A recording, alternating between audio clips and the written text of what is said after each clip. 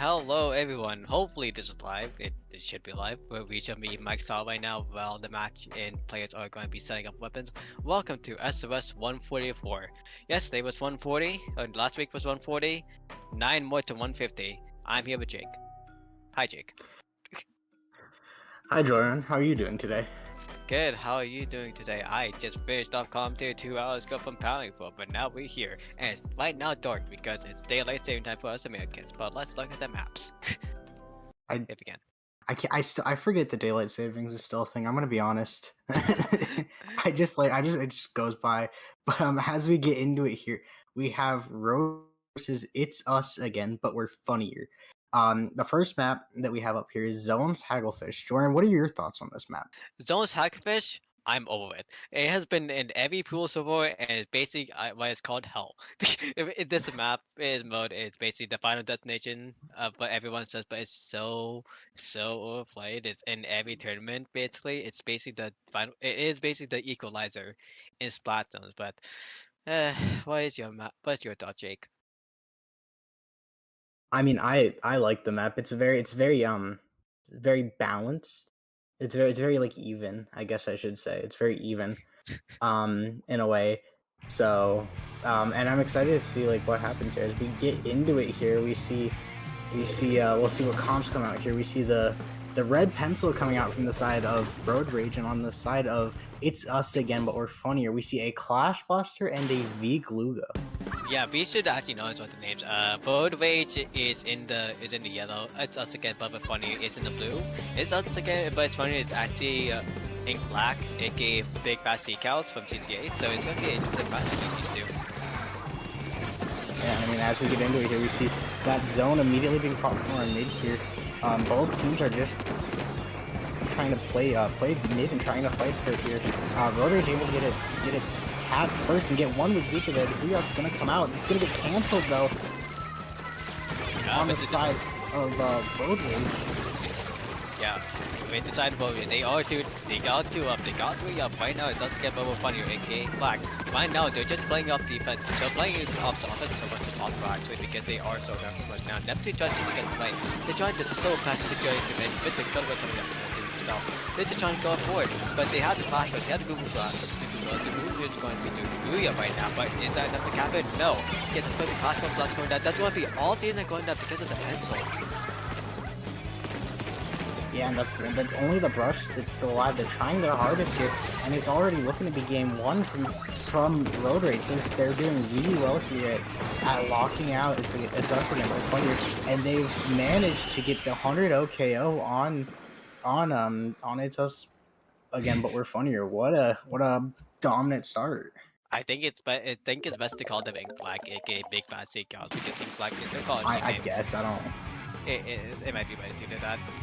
But yeah, for the side of Road Rage, they did just basically 100-0. Big Fat Sea Cows, for what they did so far, what they were is they were really scary. And here's the comp, so that's what we mean by it. Big Fat Sea Cows.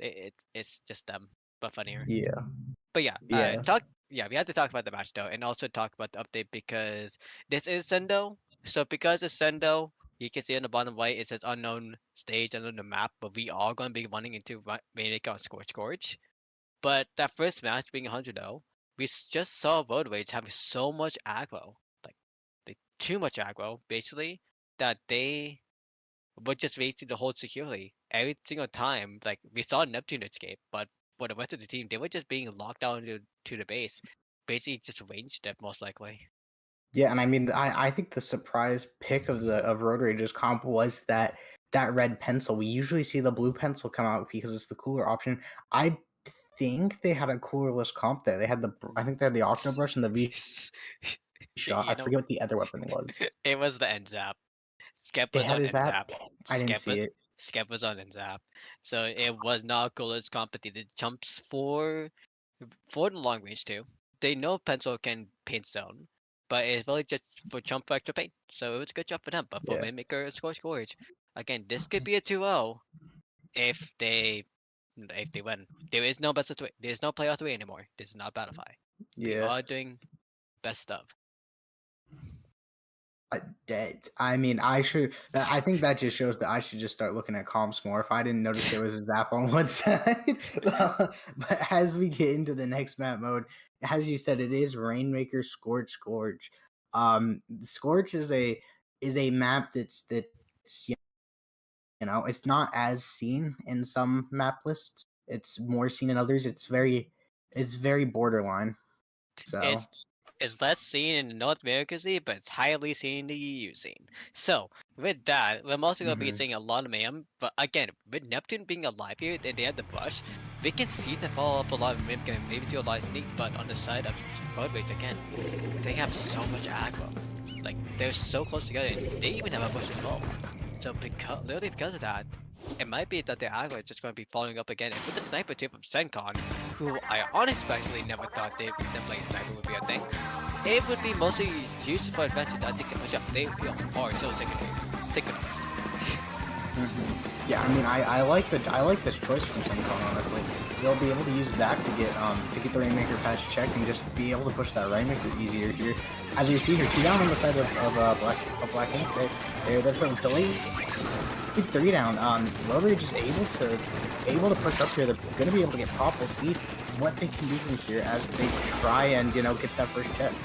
Yeah, as we see Bogo trying to go for his first check right now as he picked up the Rainmaker big fast Chico trying to get it first, but they got killed immediately off the bat. But we see just right now Bogo just sank on the Rainmaker blood Duke coming out. They are able to pick up the first check. Shots going for that diamond going on. Basically, we're going to see a game 1 again being locked up with big flat Chico. Yeah, but that Booyah Bomb's able to get the pop on the Rainmaker, and that gives them some space. That's the brush, Octobrush there goes down from the Zuka. That's a huge Zuka kill here. You see the flash.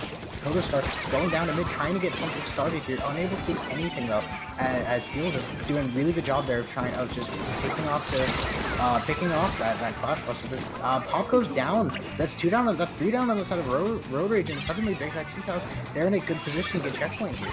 It is really huge that Big Fat Chickens are able to pick it off, and Seiko is able to deny the Rainmaker pop actually. Well, they actually do. No, actually they don't get it. 6968 is huge. But we see the Duke coming out, and we see Big Fat Chickens actually just going back to mid. Sencon just gonna be multiplying the band to the enemy, but they don't. And they do the kill to go to that huge that we see from the side of Road Rage 3 up. And they are gonna be basically capitalizing, so that is a delayed wipe, by the way. That delayed wipe on the side of Road Rage here. That'll be huge, trying to get this lead big here because they're only up by 1 point. As we see here, they're pushing it up. They're able to get it down into the 50s and the 40s. That's 2 down on the side of Bufasika. That's a huge 2 down as well. They'll be able to try and keep this forward, but they're not really pushing it. And now Sep's saying, hey, let's get this going. But by this point, the whale's coming out from the brush on that top left area, and suddenly the Rainmaker's backed up into its and it's the only one up as well. Yeah, as they try to go into the base, basically going to the pillow right there. We don't see them guys going all the way further. They are stopped at 36.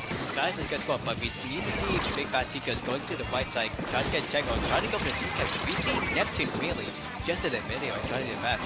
But we see right now Dashia going for Net TMA, aka the Google, and the Google are able to get double.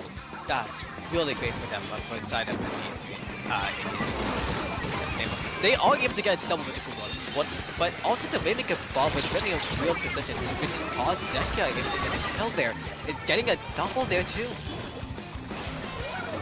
Yeah, I mean, getting a double, that's huge. They're able to jump out and save themselves here.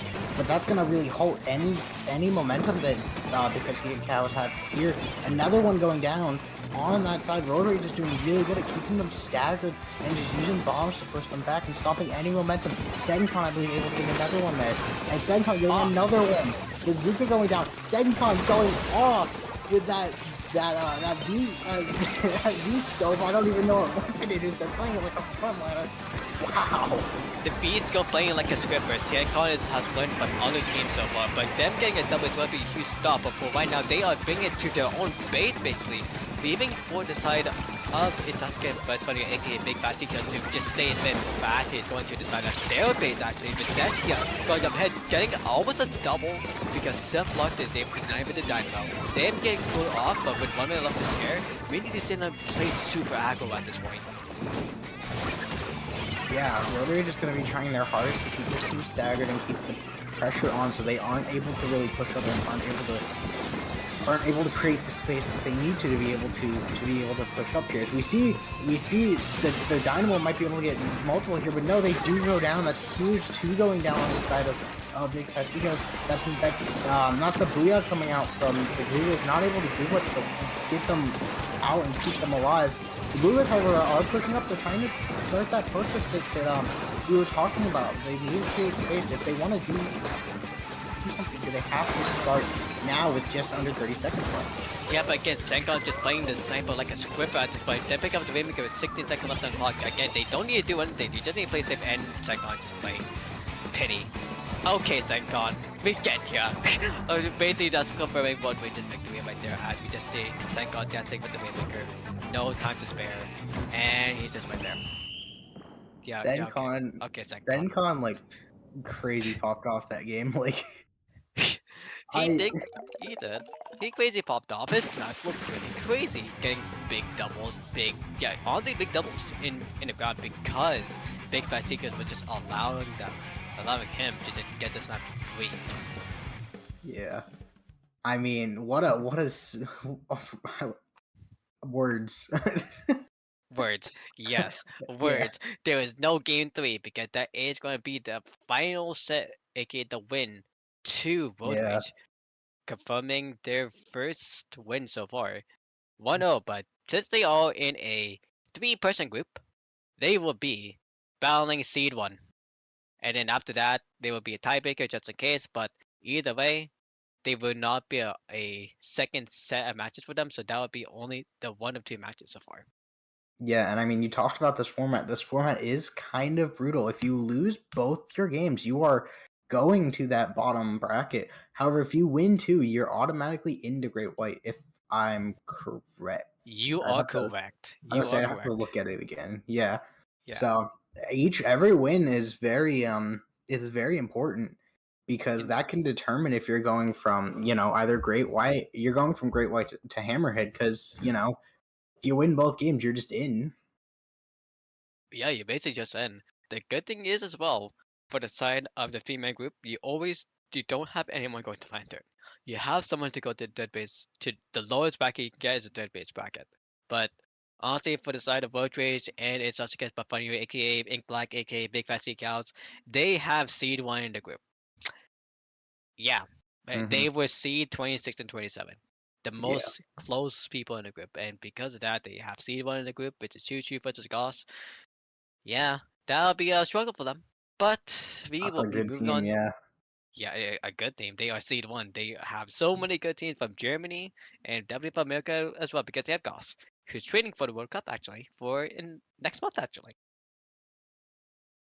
Yeah, the World Cup for Splatoon 3 is next month in Japan. So yeah, and they also got Pelu, Styros, a bunch of good players there. That's gonna be a hard team. That's gonna be a hard team to beat. I wouldn't want to be in their group, honestly. 100%, and we're definitely going to be seeing them at like LTC and Whiptide as well. Oh yeah, that's coming up as well. Are you going to any of those lands? I actually am going to LTC. I'm excited to see people there and see who all is going and stuff. Yeah, and also newly announced MomoCon actually is now part of the Splatoon lands, thanks to Seacat and the MomoCon staff there too. So that's gonna be really hyped to see for more lands coming up too. But also next month, if you're looking for locals, there is Metro Inc. if you want to go there too, or watch that even as well. But Jake, do you think it's a good time to go on break for round 2 as we get that set up? I think it's a good time to go on break. Yeah.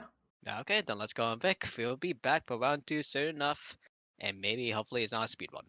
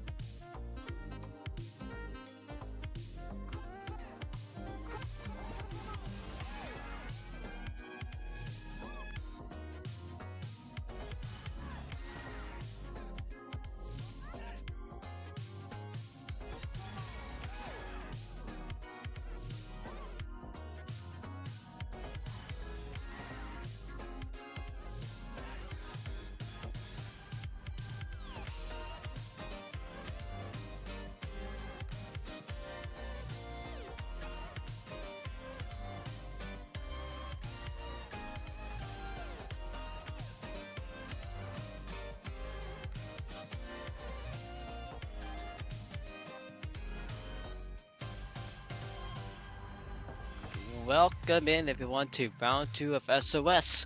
This is SOS number 141. This is on sendnew.inc, so if you want to do activation watch bracket in chat, you can see the bracket on Twitch. YouTube, unfortunately, you don't have access yet, Sag. But I'm here back with Jake. Hi, Jake. Hi. Yeah. If you want to look at the bracket, feel free to. We have a very interesting game coming up. We have WD4D, which is not like the it's not the same thing as WD40, unfortunately. There's a D at the end of that. So, Versus Go to Shell. so I mean, there's a couple of people in here that I know. So, who do you know? Bob, Fufu. That's pretty much it. Okay, well, if you want to know some information facts coming in right here, WD40 has 40s, but then there's Terran. Kusanagi, but is a sub for WD40 because Dice is gone. Well, no, DQ is actually gone.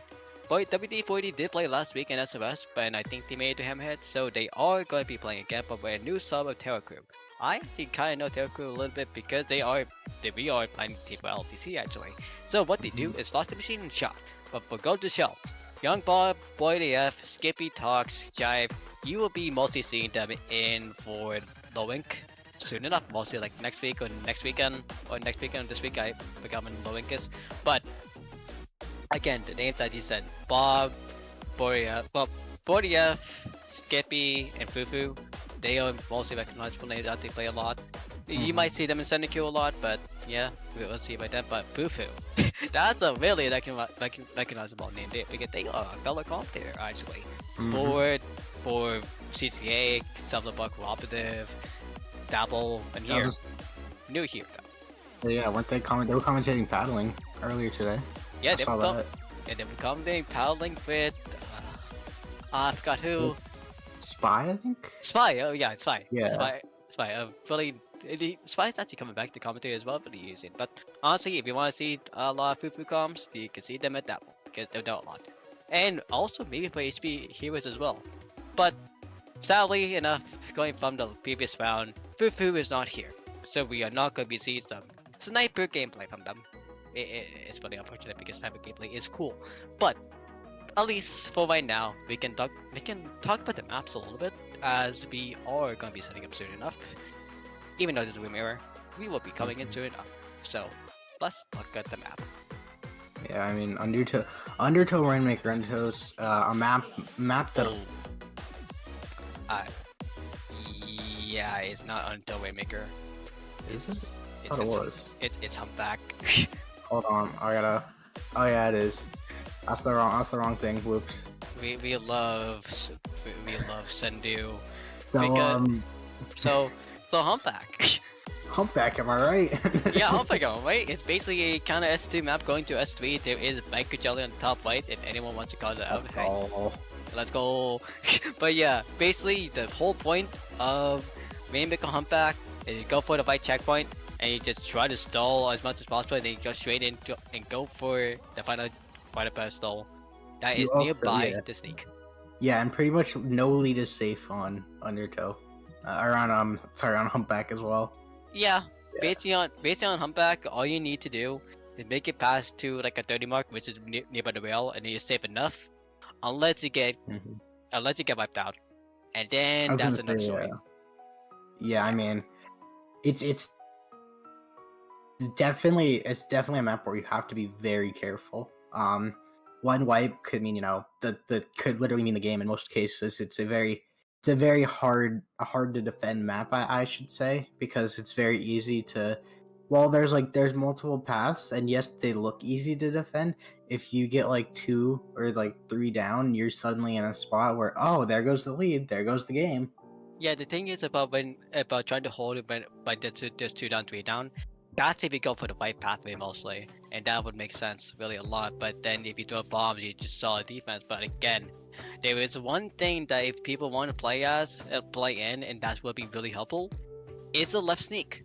But funny enough, we don't really see that many people play left sneak because you remember in Splatoon 3, you have to play as a team, and specials are pretty crucial at this point. So like if say you're like gonna fall left but you miss a cooler, you don't have respawn time to be exact, but if you jump in enough time, you can get the cooler stuff. But really, people like compared to S2 to S3, people are not really going for that sneak because this is a game where you need to go with teams and go with specials really more advantage. So we see a lot of people go for it.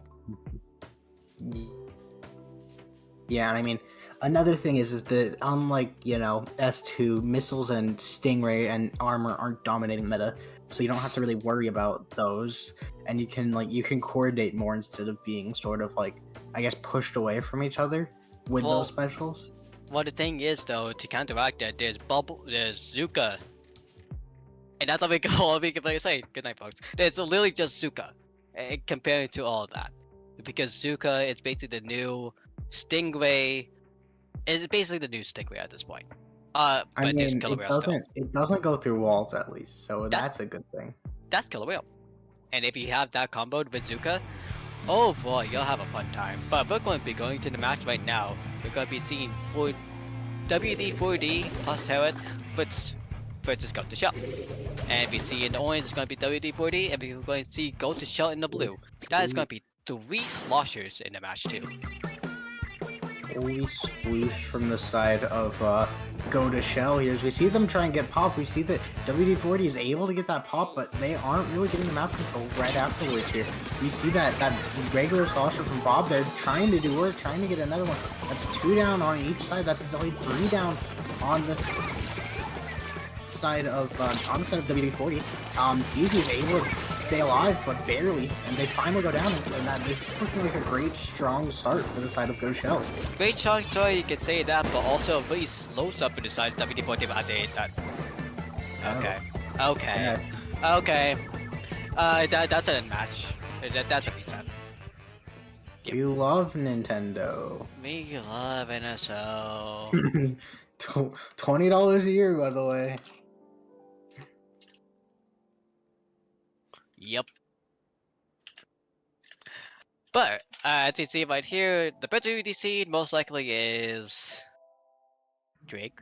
Drake's okay. I think I think that was who it was. We saw 3CO camp. DQ was still alive. Well, DQ's not here.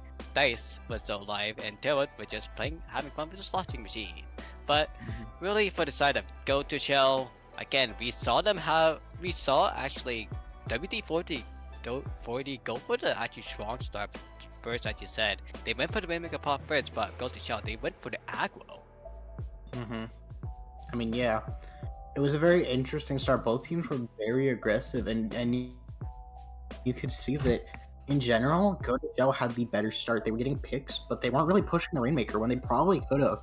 I mean, at one point they had 3 down and they had the last person behind them, and they weren't really pushing the Rainmaker up at that point, which I think was I guess not a good choice. They probably could have pushed. They probably could have gotten a check at that point. We get back in here, of course, same comps. That's DC rules, so nothing's really gonna change here. We'll see what happens this time. What strategies change going into this?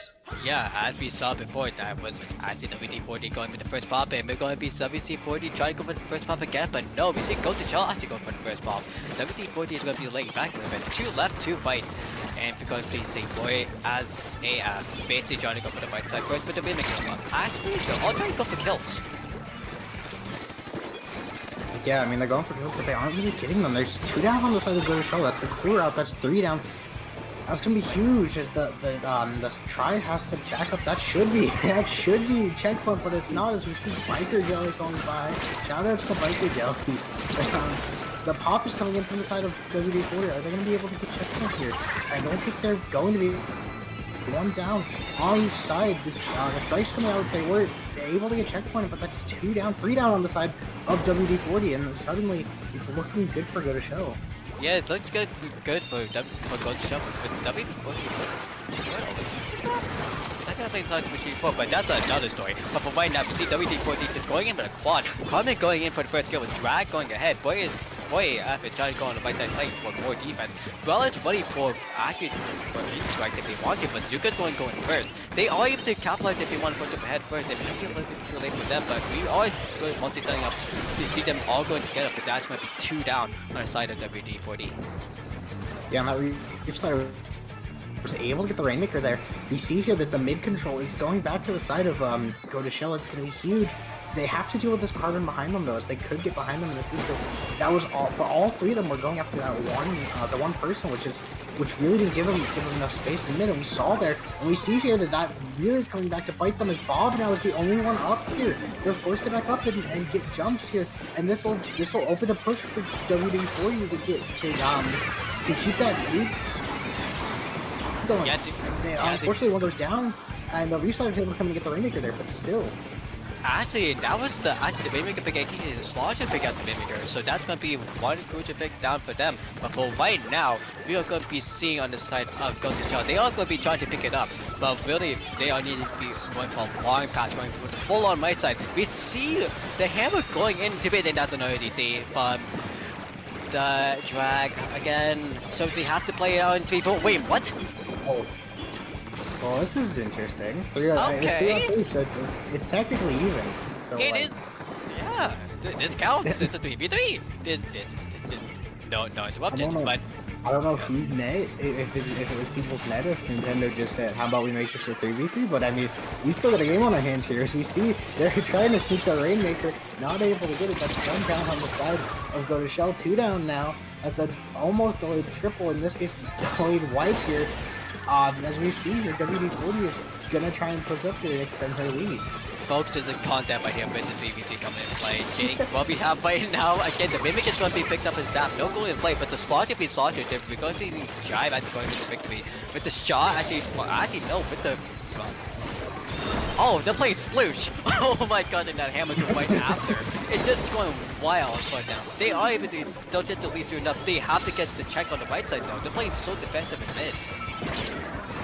Yeah, they gotta give this check here. I mean, it should be easier now that it's a 3v3, but I mean, they're still in a position where they have to as well. It's a very weird situation. You see the Zuka able to get one here, the jump coming in, getting taken down too. It's just those dapples, and it's very good spot. A very good position from the side of WD-40 here, as we're coming down on this last minute of this weird game. Again, this weird game right here is, again, WD-40, they don't need to do much to get to yourself up, but go to Chelsea, they need to play super aggro. You see Jive finally going in for the kill, getting the Bella, getting the Rainmaker pick actually, but will the rest of the team follow it up and just go right and go for the Rainmaker vessel? And they do with 40 up, actually going in and getting the Rainmaker vessel, but they need to pop it for a second time to get the lead. It's 2v2. It's a 1v1 going into the Jive's able to pop. They pop the Zuka to try and stall them. They take the Rainmaker as well. They're able to get it a little bit farther out, but that's not going to do much. You see Jive coming into the hammer here, able to get 1. That's 2 down. They take the lead here. Yeah. And they're able to get more here. They go pretty much all down. Or how much are they gonna get? They're gonna get the wipeout, and that's gonna be a KO. They took so long just to secure and know that they're safe. And when they do, they just went for the KO. Okay, GG's. But who's now be swapping? Who will be swapping? Who will be swapping point for host? Or is it Nintendo? Do we have to blame Nintendo on this one? I think we might. It's kind of both ways, honestly, because remember, everyone recommends that you go on LAN, and if you have LAN, you have better connection, unless it's like an NA versus Japan. Did someone like slam their desk like they were at a LAN and they popped the switch out of the thing? Oh my! Oh my gosh! You're bringing back LTC and whip that flashbacks 2 times it happened in a row, basically. But yeah, that could happen if they have LAN. But if you're on Wi-Fi, or depending on where the person is in the country in the posting room, the issue could happen because. We're going back with the joke of Spectrum Wi-Fi, thank you. But really, at this point, again, it's all depending on who hosts the room. So we mostly will be saying that there will be a host swap just in case to play it safe for everyone. But yes, we blame it on Nintendo. It's the easiest option. Yeah, as we get everyone back into the room that DC'd here, and we like you said, we probably get a host switch here. I mean, what can we talk about from that game? That was a very interesting game Well, overall, but we, despite despite the despite I was gonna say DCs, despite the 3v3. yeah, but other than that is, hey, WD40, go to Shell. If you're listening to the stream, please report your score because remember, and Sendo reporting this time around, you will need to report the score, the game score, and also the winner this Mm-hmm. time. Because in group stage, aka for right now, there is going to be a tiebreaker. And that tiebreaker decides what bracket you go in. It's not going to be based on win lose percentage, just like other tournaments. Well, unless you, like I said, unless you win or lose two in this situation. If you win two, you're guaranteed Hammerhead. If you lose two, you're guaranteed. You're pretty much guaranteed Mako, I believe. But either way, I mean, you also wanna a good thing to report because in Sendo, it doesn't show you the map until you report the first score. So if you report the score immediately, you can see the next map and start game planning for that map mode. Yep.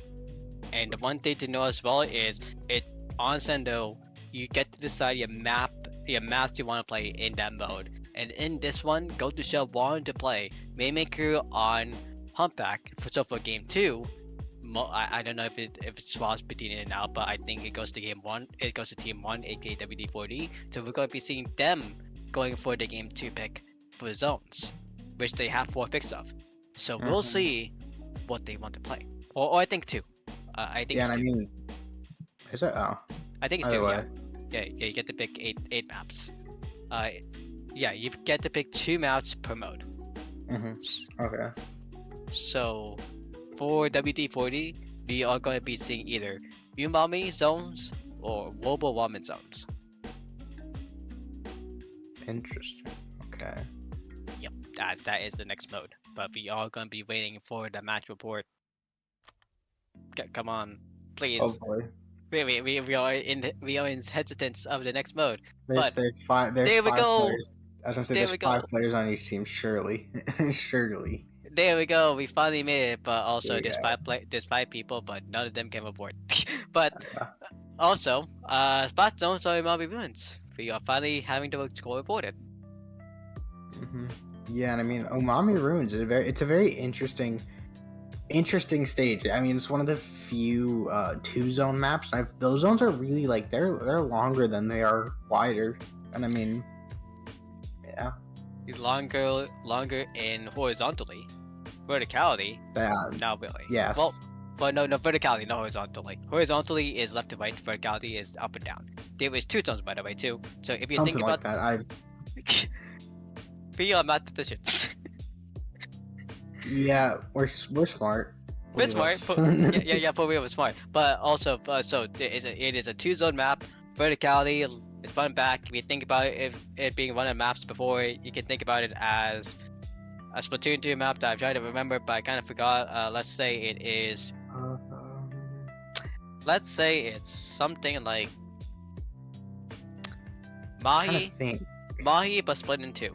Let's say that. But really, for the side of right now, we just need to see for WD40 if they can get for the bound 2 because they can play super defensive.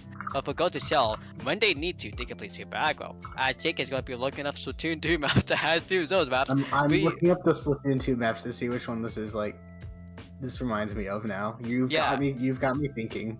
Yeah, as we're going to be setting it up, we are going to be finding out that for WD40, we need to see them go in for basically a more aggro / defensive kind of post, while for the side of Go to Shell, they don't really need to do that because they know how to play well. They know the patient game. That's the huge thing for them. And oh my god, Fufu's back. Jake, Oh my god, they brought in Fufu? No way. we played some sniper gameplay. Let's go. ZNF. I like that. And the edit on the side of W40 is also a very good choice. I like that. Like that aggressive cooler option. Yeah, the aggressive cool ops is gonna be huge for them because they have more pain and more range because of that. But also the Bella gameplay too is gonna be huge because they have tri-strikes as well, and also the duelist for Crab and the Zuka on the charge is gonna be really huge. So they can play aggro up as we see them playing up right now, but for the side, Go to Shell. Sniper, Dapple, Yeah, that's gonna be a Booyah Bomb, and that's gonna be double. Wait, that might be double. Wait, that Beef Slider, Cooler, Booyah Bomb, and Tri-Strikes? Yeah, that's the. I think that's the. I don't think that's cooler. Okay. So, the Zap has one. But, basically, as we see right now, for the Beef Slider, yeah, that is gonna be boy AF gonna be on Beef Slider, getting a kill. Maybe trying to capture the zone, but going in 2v1. Yeah, I mean, unless you're like the best in NA, you can't really take 2v1s there.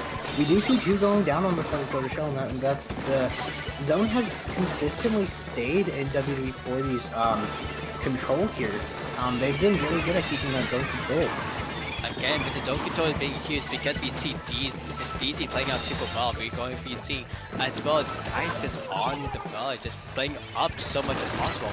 DQ are actually coming in from the showers, playing on the edge. That's going to be playing them more defense. And this map is a kind of staggering map. It's kind of a snowbally. That is what it is. Yeah, and I mean that was dominant from the side of WD40 there. They never really let go of that zone whatsoever. They didn't let go of the zone forever. They got the wash swaps in too. So because of that, they were able to play super aggro, and that's what they did. So now the games is 1-1 as we be going on to game 3 as we refresh spaces and they report the score. And there was no DCs this time. We had a 4v4 game. Yeah, they resolved and someone has land. Let's go. But yeah, the question is who is gonna be? What is gonna be the next map mode? It's gonna be 100-0 to WD40. Oh. Yeah. It's just a waiting game now. It is we have Clamblitz Scorch Gorge is gonna be our third map. Clamblitz Scorch Gorge is gonna be kinda crazy because we saw again aggro from WD40 in round 1 and round 2. Round 1 was just a stalemate between both teams. But remember, Fufu and DQ was not here before in round 1. Now they're here for round 2. Yeah, This I mean, difference is going to be necessary. It'll be interesting to see here.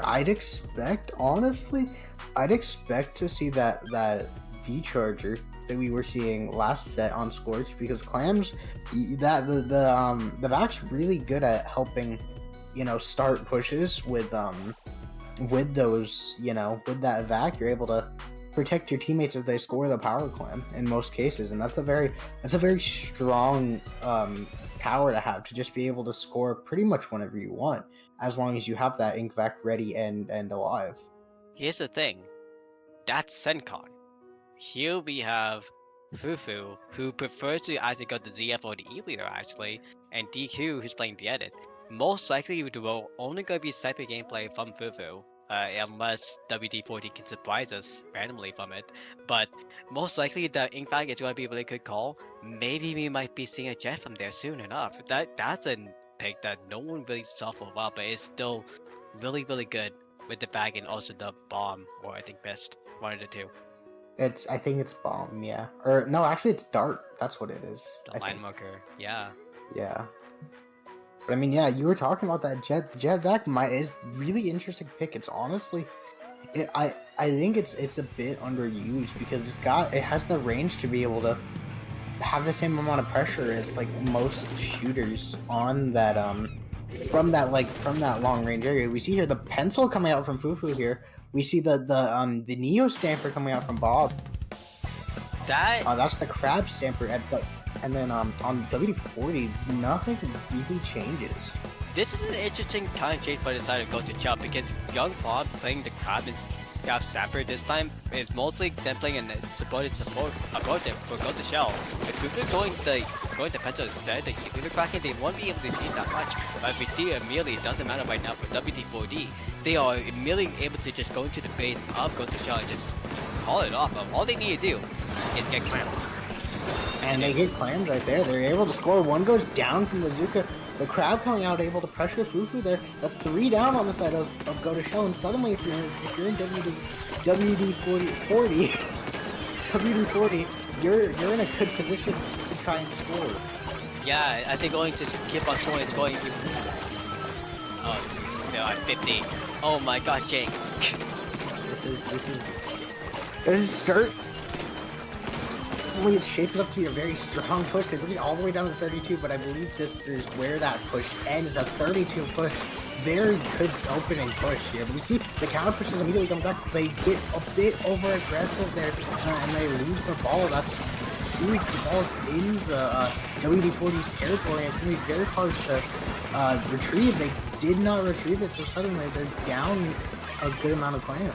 The guy out of gun last time too. Young bomb always going in for a defensive bomb, double bomb actually. But boy, yeah, trying to bet you to play aggro on the path with them. But you have no clam. We need to remember this is kind of they need to play clam and both. But for right now, we're seeing an injured deployment one on boy up and actually they when again clam RNG is to no one's favor right now as all the clams has been picked up and dead. So for right now, we are waiting for the next rebound to happen on the left side. There is not enough to get for the clam spot yet. Either way. Yeah, but I mean, go to shell. They had 10. 2 of them go down though. This could be 3 going down right here. They bring out the hammer. They do go down. Fufu is able to get 1. That's 2 down on the side of WD-40. The Umbrellas here trying to just get jumps. A good play. They're trying to get jumps and trying to get that clam economy online. They have 7. They only need 1 more. They need to stay alive to get that power plant. And suddenly WD-40 could get a push started. Yeah, they can't get a clutch on here, but the clams are in the pit right now. As you said, the clamping on the bottom right, but you see the front side of DQ, them going to keep falling off back to the base. Young Bob actually going to be able to get a kill on the side of WD-40, but still, no clams on the side in favor of Go to Shell is on the snipe right now. Everyone just having a rough time trying to come in, but for WD-40, it's perfect for them because they already have a massive lead. Yeah, I mean, this is all these failed attempts at pushing out are favoring the side of WD-40 because that makes it they're doing a really good job at controlling the clan economy, and they're able to keep clams and make sure that Go to Shell just has like none. As we've seen constantly they don't have enough clams to make a power clam. As we see here, WD-40's looking to maybe score again and try and push up. Yeah, 100% as he do on Mac, you see the hammer coming out on the side of Go to Shell and one falling off of the base, so WD-40 even to them. But we're seeing right now, as far as we go, 20 clams have been tailed being the last few clams alive, and the belly coming up to alive as well. Clam respawn is not alive yet. And if they just do, the belly has a chance to KO it. Those are the winning clams. Yeah, those are the winning clams. They just have to try and get it in there.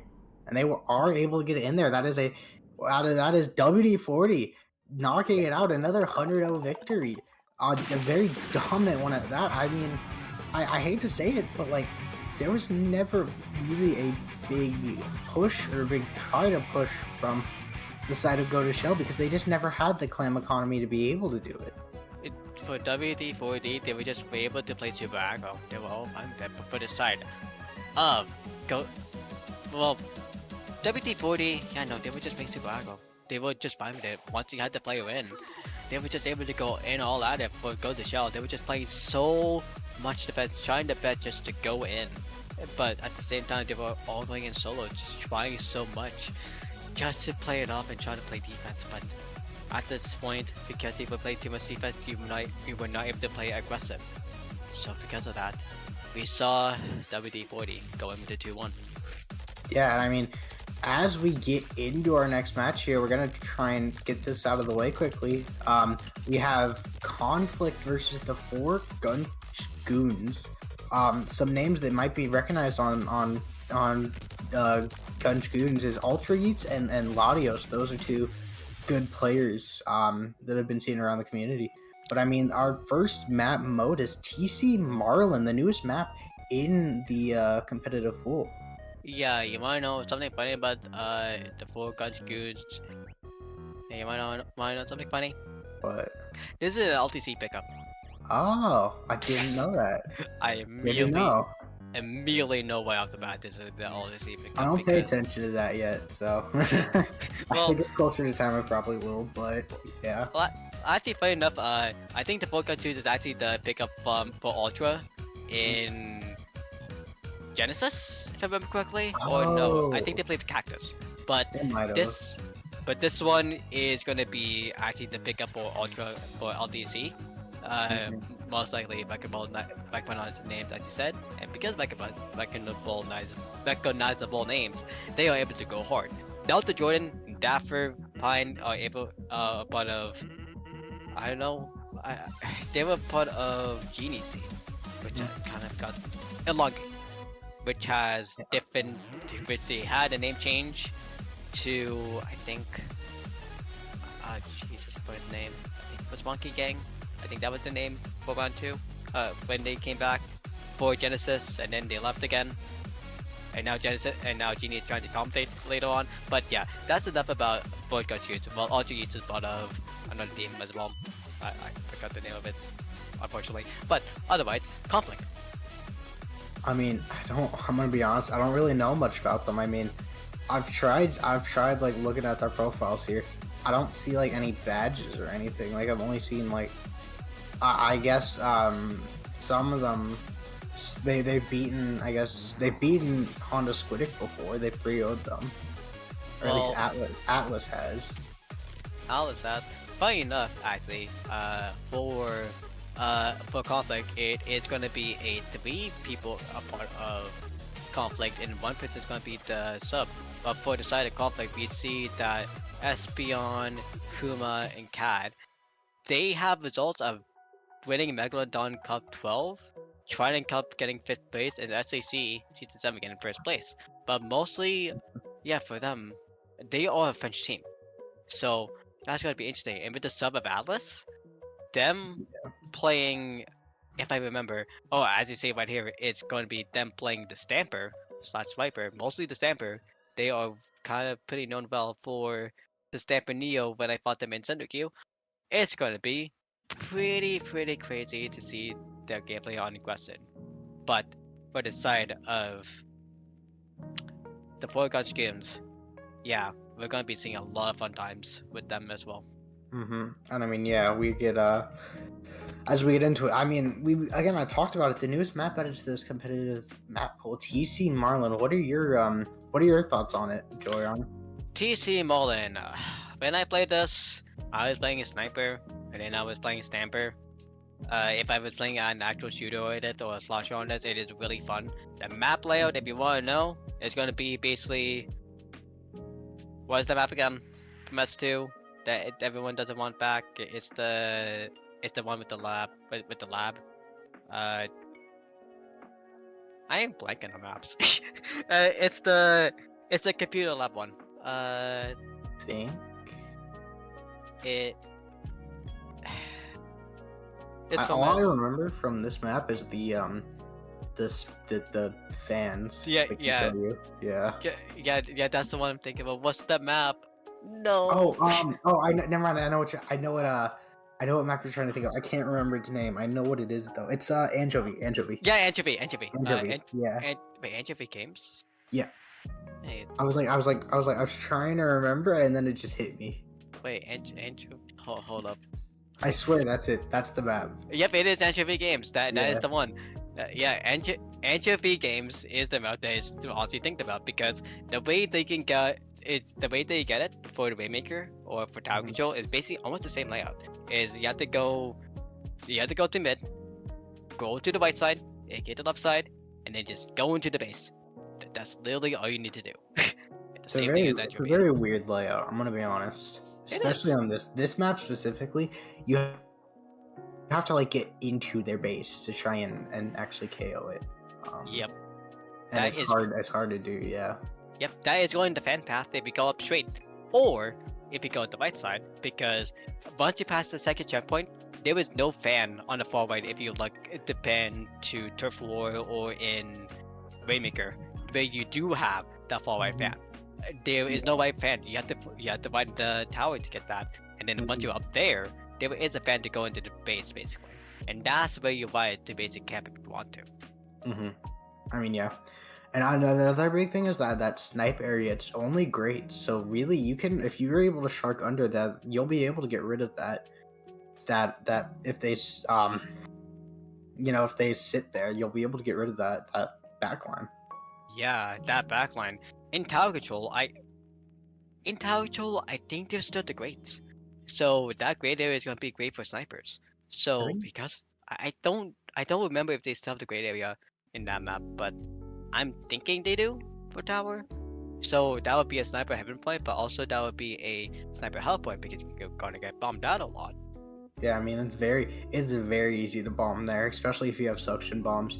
But I think that great area stays in all the modes. It's just kind of like there.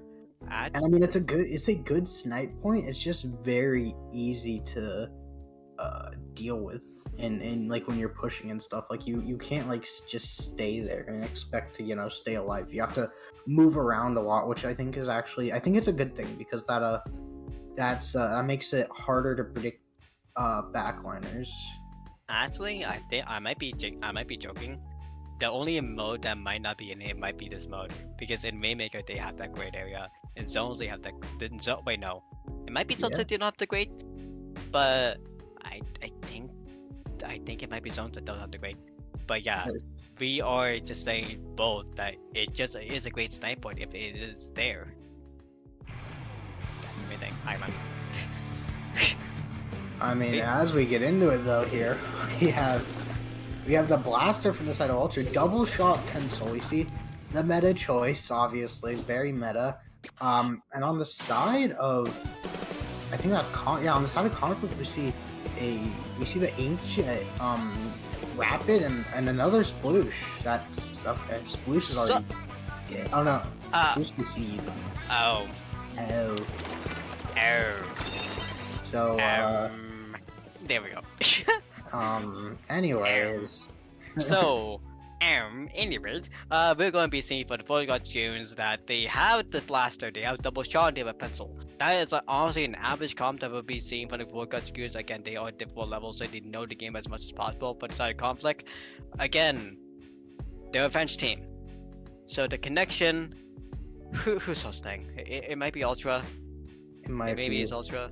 But I mean, going back to that comp from 4-inch goons, I really like the blaster pick as well. It's very good. It's a very good choice when you're trying to get people off of snipe, get people off of tower. You're able to poke under ledges and stuff with it, and it has that splashdown as well, which is a very strong way of trying to get people to either back up or being able to get trades, because I mean with a splashdown, even if you get canceled and you die from the splashdown, those two other splashdowns still go down, and that has a chance to trade.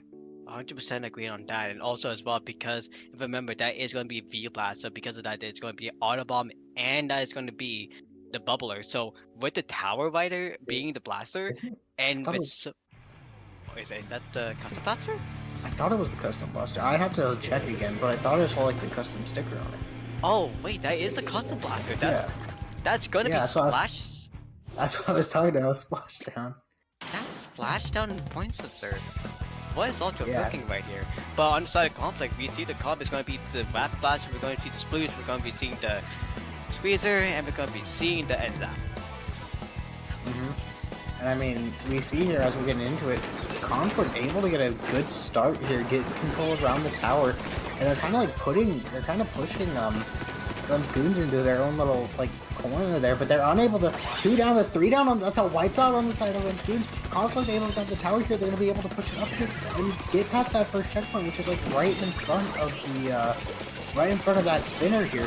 We see conflict is doing a really good job at getting spinner control here, trying to keep that here. The Zuka able to come out and get one on the side of the goons. They get the splashdown's able to trade it out, but we're suddenly in an even ball game.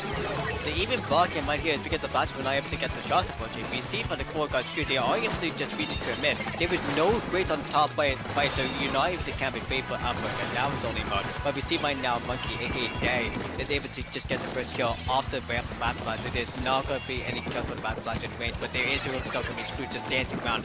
Hammer ready, going in for the checkpoint first, but all of them is going to be going on fight. There's going to be a 3 people coming out. That's going to be a chaotic double side. Dude.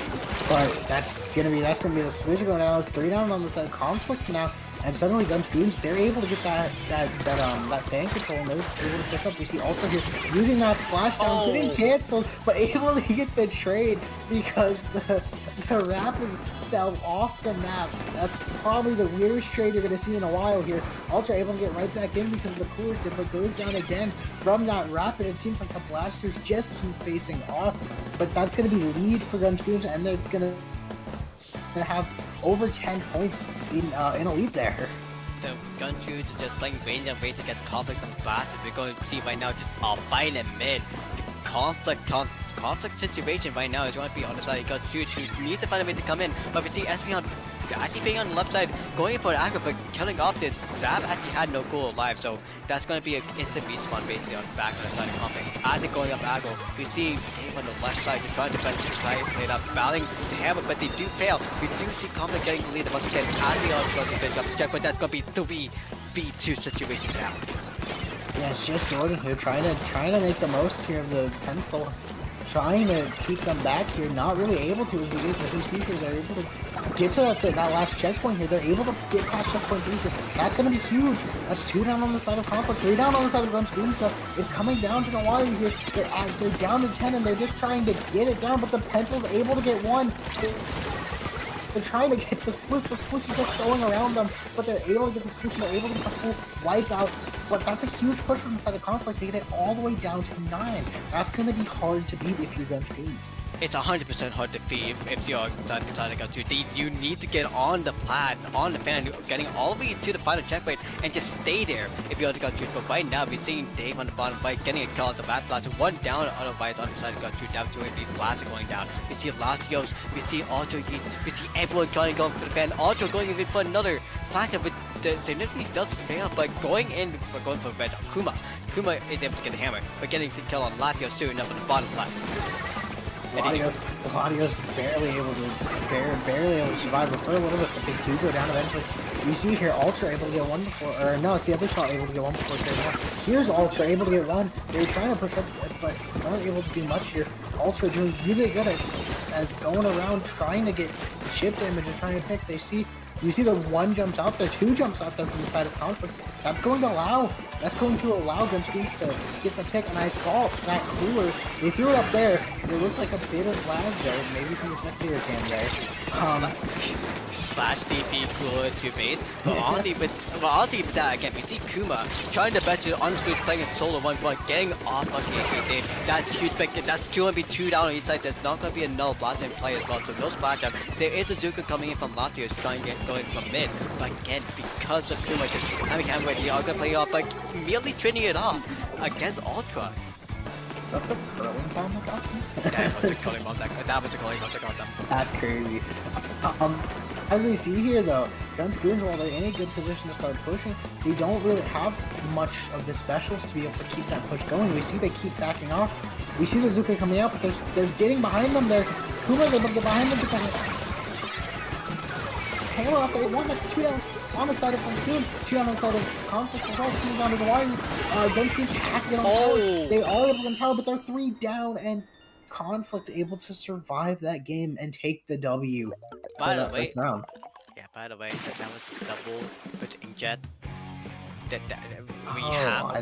We had to point that out. That was a double with inkjet. That was wild. I mean, there was so much going on. It was hard to tell. It definitely was hard to tell, but that's gonna be game 1 going to the side of conflict. Gunch Goons. They tried their best, but they can now basically outplay speed to meta. Yeah, I mean, that's basically all you can say. That Sploosh played really well there. I have to. They were able to get around a lot and use that speed. I mean, I saw at the beginning they had 3 mains of swim speed, so. But they were really good at getting behind the opponent to be able to use that hammer to get 1, 2 in situations and try and keep them. I guess they keep them away from the tower really. But as we get into our next map here, it's going to be zones on ship shape. This is a very interesting map mode. It is for sure an interesting map mode.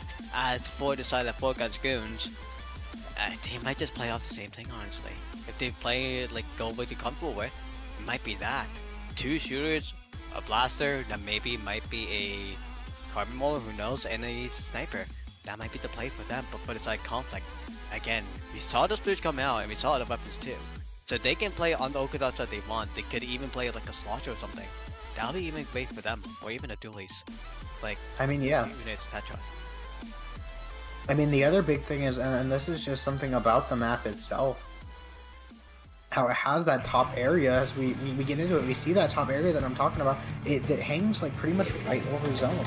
As we see here, pretty much the same. We have almost the same comp coming out from inside of Gunch Goons, but they bring out the Dowser Dualies. We see this pretty much the same thing as well from Conflict, but they bring out that Stamper. But the Dowser Dualies is a very interesting pick. The Mine and Whale, something you wouldn't probably see as often as regular Splat Dualies with Crab, or maybe the new Blue Bills with the Zuka.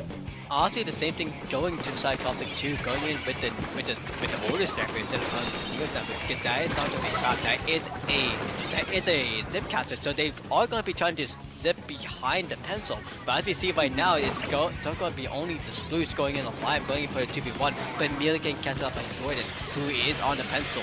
That is not what you want to see on the side of Conflict.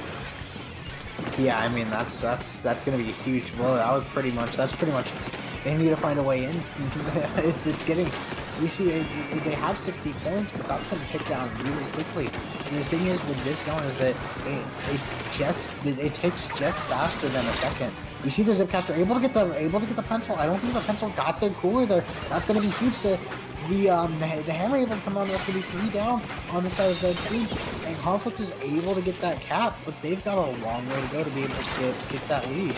The long way to go is going to be basically when the clock hits 3 minutes and 10 seconds. That is when they get the lead, but actually, that's going to be Alex getting the kill of Jordan. It's going to be huge, so that's going to be no pencil. That's going to be 3 down on the side of 4 guns. Actually, that's going to be one-sided play on Conflict is on the top, and it looks like that's actually going to be the pencil supply on the side of 4 guns. Just playing off, trying to play defense as much as possible.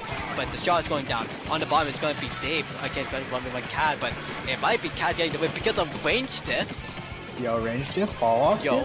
Damn, didn't get them, but as we see here, we see that Conflict's able to get that lead.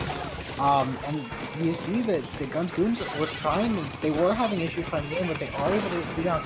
And they get the Zuka off. I don't know if they're able to get anybody here. It doesn't look like it, but that zone is capped, and that's a good start for the side of the Gunch Goons. They just have to keep it capped. They just didn't keep it capped indeed. What they want to do is try to go from the left side. We see the Dowser from also trying to get red just going out, but we see Monkey and Kate Dave just going in against Kuma, but Kuma going in for victory with the hammer throw. As well as Fury activate again to go as well. We see the Avenger Mayhem basically going on the side of Conflict right now. Again with the Sploose from Kuma just waiting in the end, but they do not notice the left side. There was a shot there. Oh, Dowser. Yeah.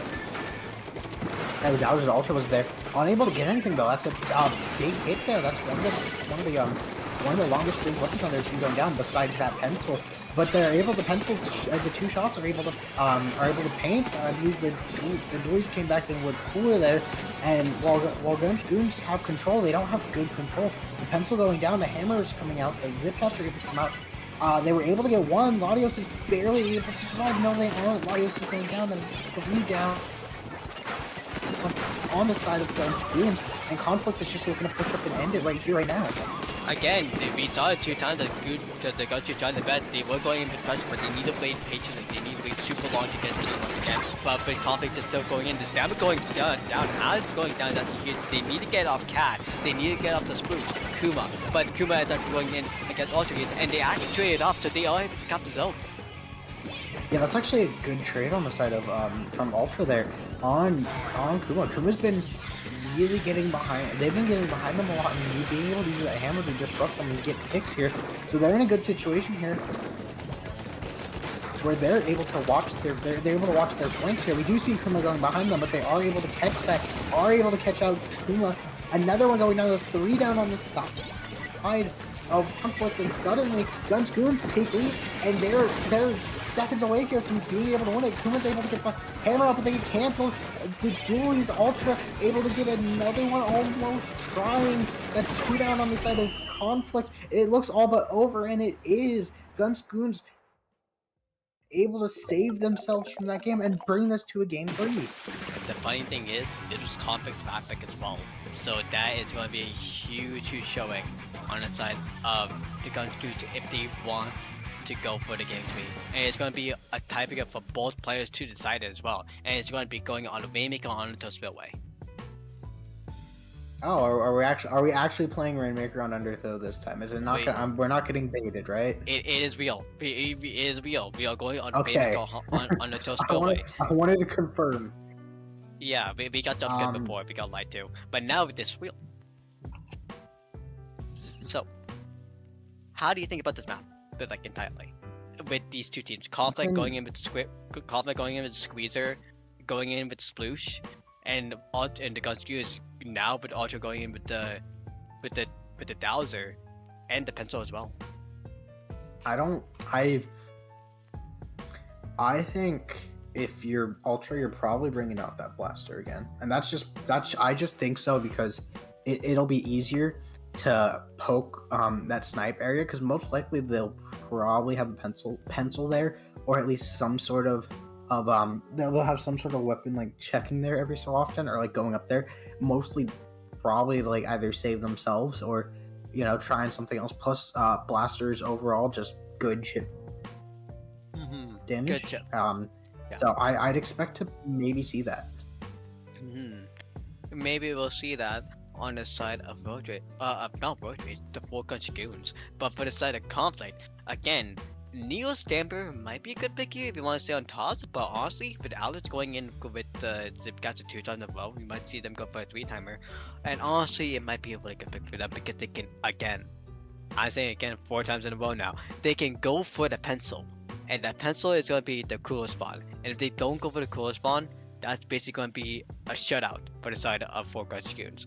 We're seeing the rest of COD as beyond the cooler still being about.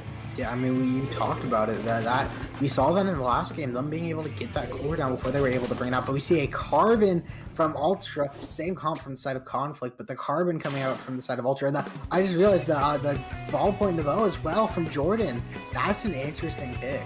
We are finally seeing the good conflict for gunch that we saw from Genesis. I think that was the team they played in. But yeah, basically we've seen the Zap, seeing the ballpoint with vacuum, and also he's playing the card ruler as they are falsely known as. So they're playing the mains right now. They know it's serious, but side conflict we see Stamper, Spruce, Squeezer, and Zap as we know and love once again.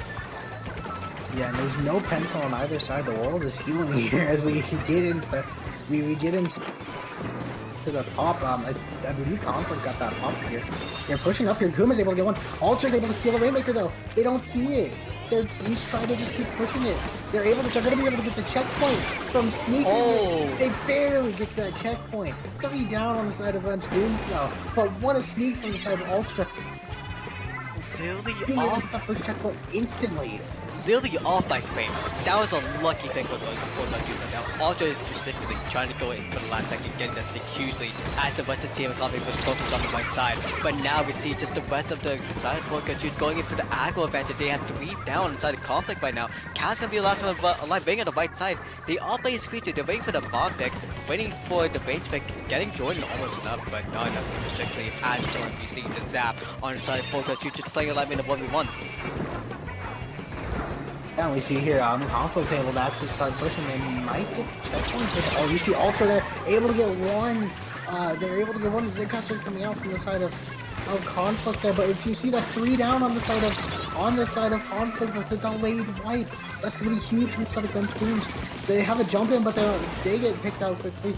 And suddenly, conflict's in a really bad spot here. The core's out for Goons. They're gonna take the Rainmakers, but they're not gonna really try and hard push it like, say, conflict would, because they have lead. They understand that they are able to just stall it out at this point. The thing is, to stall it out by now is going to be really hard to pick because they have a checkpoint advantage and that's it. What they want to do is try to make it up to the 40 mark. As we see, also trying to come for this thing once again on the left side, but they are going to be figured out by Cabo, who has help from that's going to be Audios actually in the backing too, so that's going to be huge. I think going to be coming up to 3 down though because of a bomb, but also because of a bomb to the end. That's going to be a good stop for the side conflict. Yeah, and I mean the zip I believe was able to get that ink back before it actually shot, which is huge as we see here. Conflict going for that left checkpoint. That's the checkpoint we usually see. They were able to get they were able to get one before they got him, but the Gladius was able to get them there. That's a huge pick if it stalls them. But Kuma here trying to go in, trying to get behind them. There's 3 there. They weren't able to do much. And Ultra is trying to get in, trying to get 1, trying to get 2. They're just sharking to the burst bomb, gets Ultra. That's 1 down on each side. It's just a dogfight for the Rainmaker. Conflict's unable to pick up, so it's going to reset back to mid, which is better for Gunch Goons than it is Conflict. Actually, for Conflict, they might do a mental shift and try to go for the right side, which they are actually trying to do. Nope, they're not. They're trying to go for the left side, which again, it's a witty play if they try to put into the team because the checkpoint is right there, but that's 3 down inside of Conflict because for right now, Gunch Goons are still going to be just fighting for the Rainmaker, and they do get the pop, not getting cat because of velocity. Verticality actually, but they are going to get cat at the end, and Espeon is finally going to be trying to go for the fight but not enough getting time, but Kuma in for the help, plus the hammer, plus the jump, they are going to be able to get to the right checkpoint. Maybe, it's going to be close here. They're in a very tough situation. That's Shock able to go down. Their Shock goes down, that's 2 down on the side of Conflict, 2 down on the side of the 3 down on the side of Conflict, it's all wiped out. Ultra able to get that last member, that's going to be huge, a minute left, and if you're Gunch Goons, you're just going to try and reset this Rainmaker, even though it's not that far back, it's a good reset. No, they're going to pick it up actually here. And they're going to try and stall it a little bit. They won't be able to stall it fully. But if you're Gunch Goons, you want to try and at least get some extra points on the board. Right now you only have a 2-point lead, which is just checkpoint and like a couple extra, like 1 extra point here. You see here they're going to be able to try and do that. They're going to be able to do that. They're going to be able to get more points. There's more points. They bring it all the way down to 32 with just under 30 seconds left. Now this is what you call a safe quest, because on the side before, if Conflict was not able to put that out, it would only just be a Rainmaker pedestal, and then when they pick it up again, because that would have been victory for them. But because Conflict has this really good quest going up to 34, it's gonna be, no wait, actually, we got trolled. That was the Gunch Goons that made it to 32. Yeah, and they're back. They're celebrating their win. Ultra with a huge shark, able to get the Rainmaker there with 10 seconds left. That pretty much sealed the fate of Conflict because everyone else was already pushed up and they didn't look behind them to see Ultra there.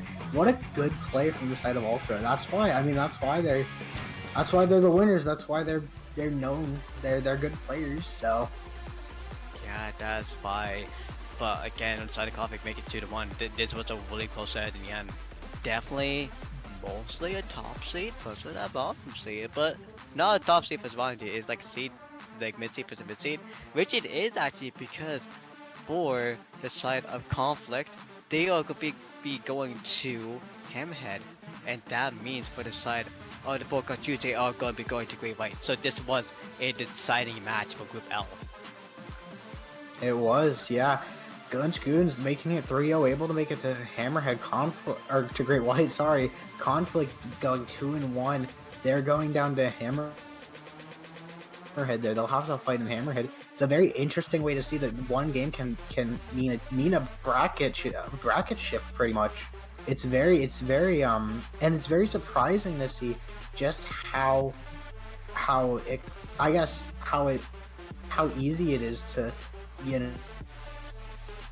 go from, oh, I'm gonna win this, I'm gonna make it to Great White, we're gonna make it far, to, oh, I'm going to Hammerhead. Wow.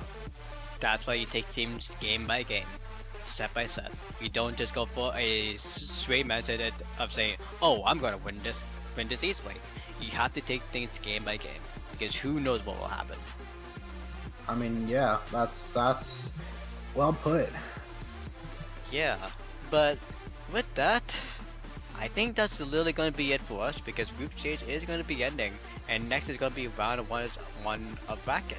And if that is the case, if that's going to be us, hey Jake, where can we find you on?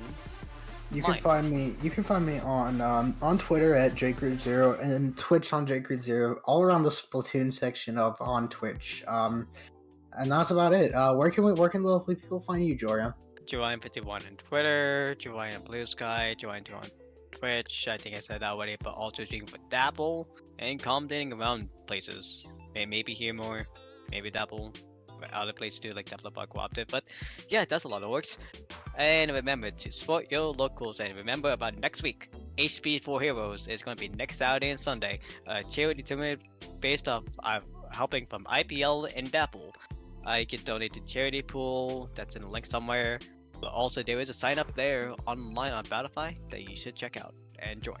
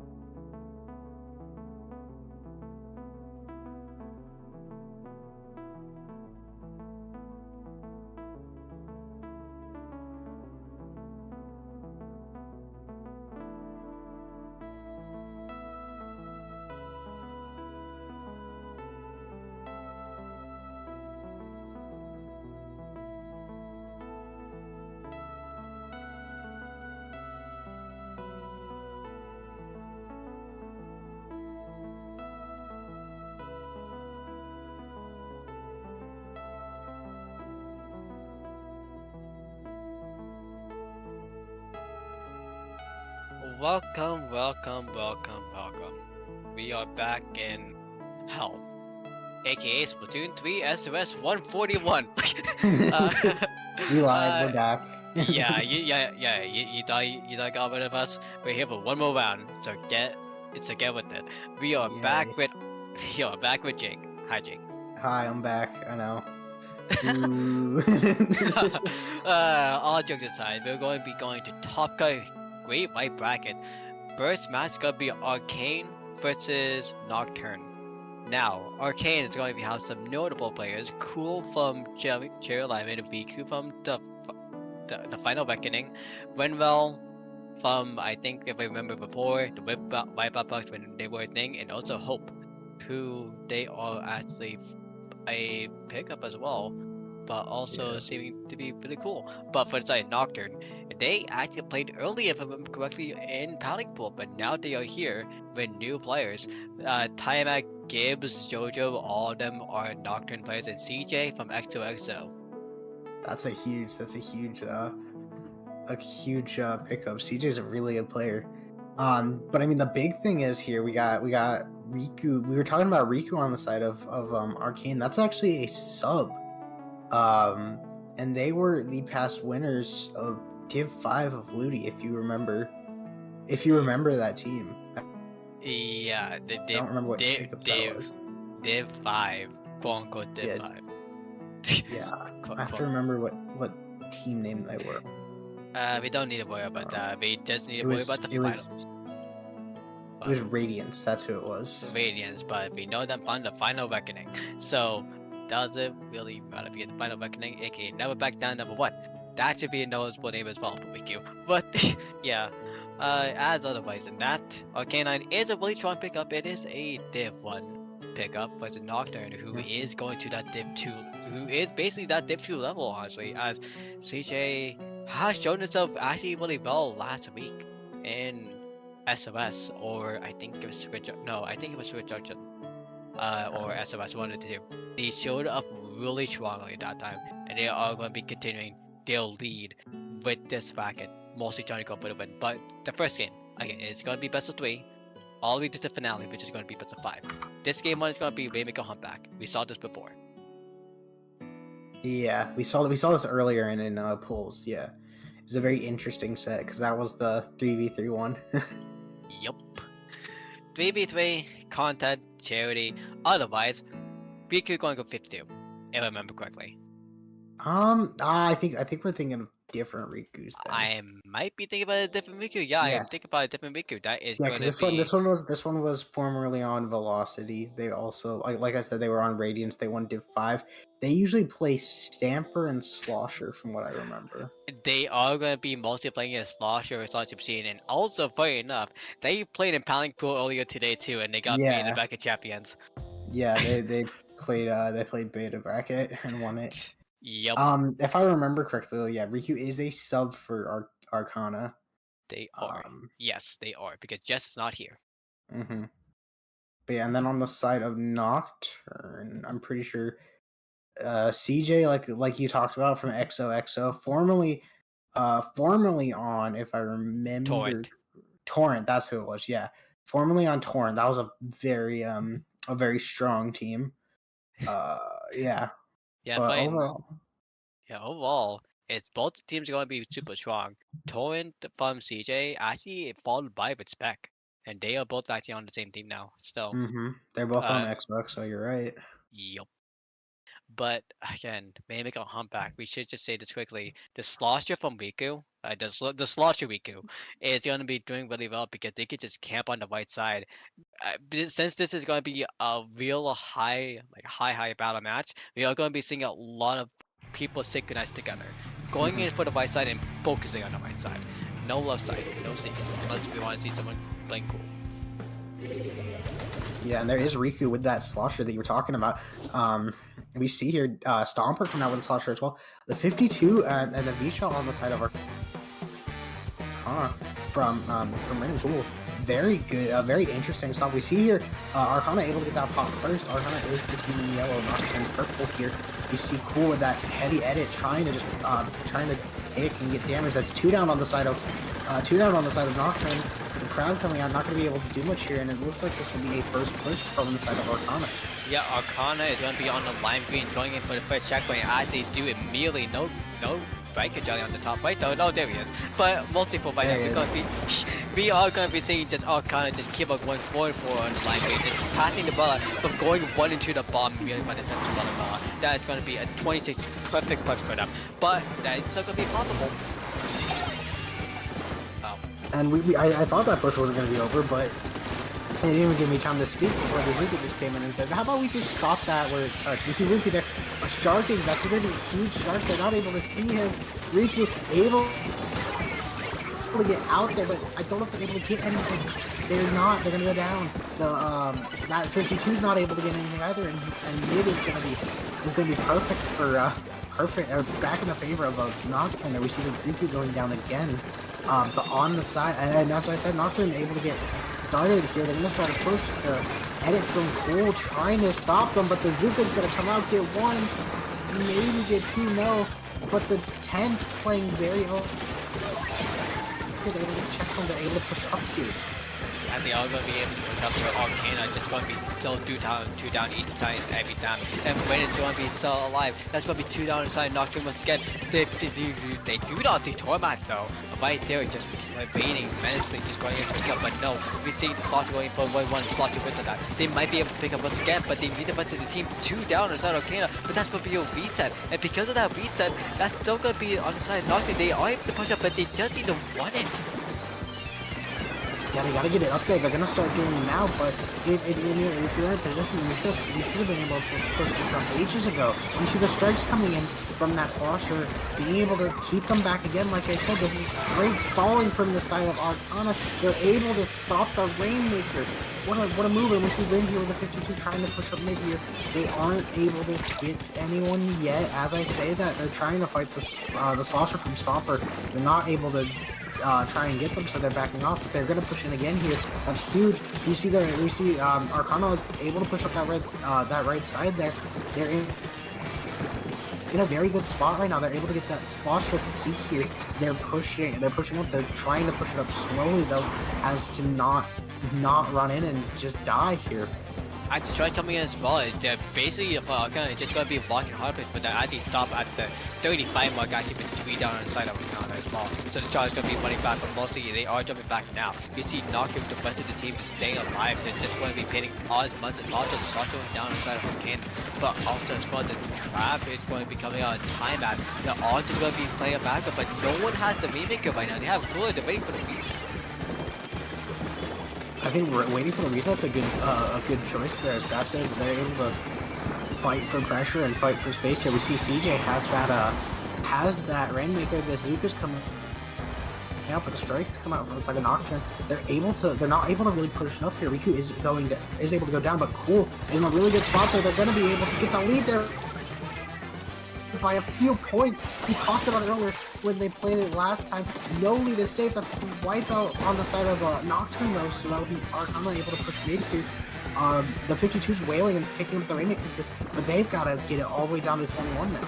Lock it back to Rock and Harflets, as we said back before. Again, now Arcane needs to get to the whale to actually get to the rail to make it to the victory right now. We see for the side of Arcane, the 52 pickup Mimic, Cool trying the best battling CJ, but CJ is actually going to be sneaking in to get the Mimic pick. That's going to be 2 down inside of Nocturne though. 3 down inside Nocturne though now, but also we see Riku is on the slot just playing the best of life. Rainmaker is going to punch up as much as possible, dropping the ball, but no, they actually pass the room. And they get the lead as well. They get it all the way down to 16, but they're still going. Rin getting 1, they're 3 down. It's just the 10. The 10's gonna go down. Rin is playing beautifully, but they get hit by the Slosher as they try to jump out. But that lead goes down all the way to 13 now. That's such a good lead with just under 15 seconds left. They're able to pop it again, and that keeps the paint. That keeps the paint not in favor of Nocturne here. And this is they have to push it all the way down to 13. They're gonna push it all the way down to 12 when they get one with the Zuka. They're in a very bad spot here. They have to try and figure out a way to get down. This is the possibles right now. Welcome to it. We see CG and the Mimic right now with no cool alive. We're going to be seeing this title match. We're going to see the Western team of Nocturne going to try and go for a wipeout. They need to get the special to win. We have 37 seconds left to clock, shots and all. But no, that's a bomb. Could be killing it off. That's a good bomb as well. And Arcana able to survive barely, getting game one here. Like Jordan said earlier, this is still best of 3. So they're in a situation here where Nocturne has gotta win two, gotta pull the reverse sweep to be able to win this. Yeah, Jake. There is 2 more maps remaining. Clamplets and Tower Control. Clamplets is the next one. It's in fully aggressive mode. We saw Nocturne making it first past the checkpoint and getting it all the way to the lead first. With that knowledge, they are super aggro. But we need to know what map they are playing in because this is their map pick. Manta. It's Manta. And it's Manta? Yeah. It's an interesting choice. The ONG really went and said, "Oh, let's pick the usual map," because funny enough, Nocturne could have went Bind Water if Sendu Pixel was able to access it. Do we really want to play Brian Water though? It was just on Sendu. It would have been I'm more just saying, interesting. do we really want to play Brian Water though? They want to play Bind Water, but Well, okay. yeah. But Manta's a better clams map in my opinion. The thing is, it might be better in your sake, but remember the comp that they're winning. They have a more defensive comp. So for Manta Maria, there's more sneaks. There's more verticality. So for the side of Arcane, they have this map. It's kind of going to the bench of Arcane because they have the slosher, but also Nocturne the slosher. But also though, in general, it's just the aggro. And we saw from Nocturne, if they were able to hold, that would be good victory for them. But let's see the confidence on the pick. Yeah, I mean, like you said, we'll see the comps here. It's gonna be interesting choices here. We see the slosher, pretty much the same comp coming out from the side of Arcana. We see the 96 Deco, that'll be the Kraken cheese, coming out from the side of Nocturne. And we see we see the Neo Splash. That's an interesting choice. I mean, yeah, that has strikes, but honestly, I usually see the T-Tech over the Neo Splash. This is the thing. With the comp of Nocturne, what they have, they are going to go for the streak. They're not going to go for sneak. Same with Arcana. We're going to see a lot of streaking. Like we're going to see the Rocket coming out. Not really as many things as much as possible. So for the first time right now in mid, we're seeing Cool just staying back. I think going to go for the Kraken from inside Nocturne immediately, trying to get anything from Cool right now. We're going to see Cool jumping out with Cooler. More defense, more pain is going to go to the side of Nocturne. I think they are just fighting for rounds. Yeah, Marin barely able to stay alive. There, they're able to get back, I believe. Yeah, they are able to get back. They're able to drop mid here. The 96 able to get Rin there. Riku is going to be pushing in there, trying to get one, unable to get two with the power, trying to get one, not able to get more here. And CJ with the power balls, looking to try and score, looking to try and try and push up here. They have a good clam economy here, but they just got to try and find a way in. Yeah, I've been seeing Nocturne coming in this great fight back in round 1.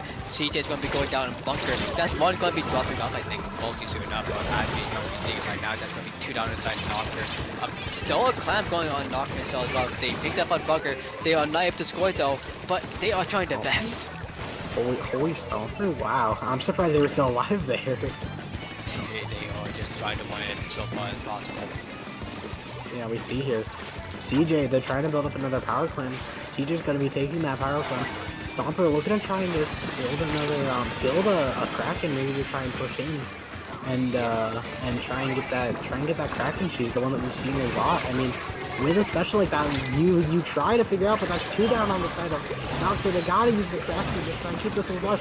Wait, how do you guys there? I was so shocked. That was a kill was from a jump, and that was crazy for Tama, but also at the same time, even though they were trying to go for kills, they were just fighting for mid. We're not seeing that much of aggressive rebuffing inside. But inside of Arcana, they're playing aggro now, but they don't have enough clams. The Nocturne, they're playing so much defensive, but they have a clam. So at this point, we just need to see who gets the first point. Yeah, I mean, Arcana able to get that first push, and they're able to try. They're trying to push more, but they're unable to there. We see Riku there trying to just keep pressure on, but they aren't able to do it. Not a good starting push. It's a very nimble push. You only get that one power clam. So if you're Arcana, you gotta try and immediately build another push though. Yep, it's a nimble push that you said, Jake. As we see right now, we see Nocturne basically already having a lead victory right here with one clam and basically 5 small clams on the side of Arcana. They have lost basically one of the small clams big holders, and we see the shot being the last clam holder, but we see Tyman going for the risky sneak right here, but getting shot it off by Riku, and also Kraken coming in as well. That's going to be the first score, but no clams to follow up behind them. Yeah, but the Kraken is still alive. They're able to try and maybe do something there, but no, they do jump out. That's going to be huge from the side of Arcana. That stops them. They're still in a one-score game, and whoever scores next is gonna have a bigger lead. Or if you're on the side of Nocturne, you're going to have that lead for the first time. So it's crucial if you try to score this. Just over a minute left, but that minute, Garrett able to get 2 with their Zuka. What a Zuka from the side of there, and that's gonna open up the door for a push. The Zuka coming back from Nocturne isn't gonna get anything. In fact, they're gonna get taken down there and popping off. What a play from there. They're gonna be able to get the score, and hopefully the Kraken's stopping them though. The Kraken's not gonna be able to do much. Marin is able to get another one and get that trade up, but that's 3 down on the side of Arcana. That's a failed push, and that's a huge one. They would have gotten such a big score from that, but they aren't able to get anything. They come up with nothing. And CJ getting that power climb, just really under a minute left, and this is where it becomes game time. Yeah, it's gonna be because they game down and say Nocturne because they have the single time alive. And basically, if that's going to be a bit cool having that edit, having the cool ready, having the ball ready as well. They're just playing back. They know the end goal right now. CJ's gonna be coming for their goal first. They're gonna be trying to go for the left side, definitely indeed. But I think Nocturne has 2 balls ready in play, so the slots coming out with the special as well. That's gonna be time and jumping back. Interesting trap if they're at. Oh, go for the cooler trap. Go for Kraken trap. Yeah. You see the Kraken now. They're gonna get it. They're gonna get it. Wait. Arcana scores. Arcana scores. They're able to stop the Kraken piece. There's no one there. There's nobody there. What a save from Arcana. I don't know who scored that, but what a perfect timing for that score. Able to keep the game alive, pretty much saving the game for them. It was cool with the last ball alive. They were just waiting for the perfect time. They noticed the time to jump back, and that's when they were getting called out. Oh, they jumped back, let's go. And that's what they did. Arcana. Yeah, as soon as they saw, Yeah. As soon as they saw that they were jumping back, they're like, "Oh, we gotta go." They see the Kraken that you just dart for the score, and you were able. I don't think they made the power clam until they were like right there, which is a very smart choice because that keeps you hidden. You know, when you have that power clam, it marks your location and where you're going. So Nocturne would have been able to see that, and they would have been able to see that they were trying to score for the Kraken G's. But since they weren't able to make this, since they didn't make that ball until right before they scored, they were able to pretty much hide it and stop them from doing the Kraken Cheese. That was such a good play. Yeah, it was such a good play. And because that Arcane is gonna be moving up, going to quarterfinals. And who they fight is Lenny. Yeah, that's all we can say. But GG's to Arcana going 2-0. Nocturne, you tried your best, but you made it up to top 16, if I remember correctly. I think Yeah, so. Yeah. something like that. Yeah, Yeah. top 12, something like that. Yeah, so GG's to that. You can always come back next week. Don't worry about that. But yeah, with that being 2-0, that's gonna be it for us. We should head out For here. real this time. Yeah. We have another set of commentators coming in. So Jake, where can we find you once again? You can find me on Twitter and Twitch at jcroot0. You can find me all around the Splatoon 3 category, and that's about it. Jorian, where can the lovely people find you? Joanne51 on Twitter, Joanne2 on Twitch, streaming for Dabble, September Cooperative, and commentating around it as well, actually for here in Dabble, maybe if Dabble comes by. But that's going to be it for us. You're going to be seeing Grades and Lily coming up, and also Super Win being the streamer. Thank them, because streamers are aboard it. And that's going to be it for us. Good night, folks. Double J's are always heading out.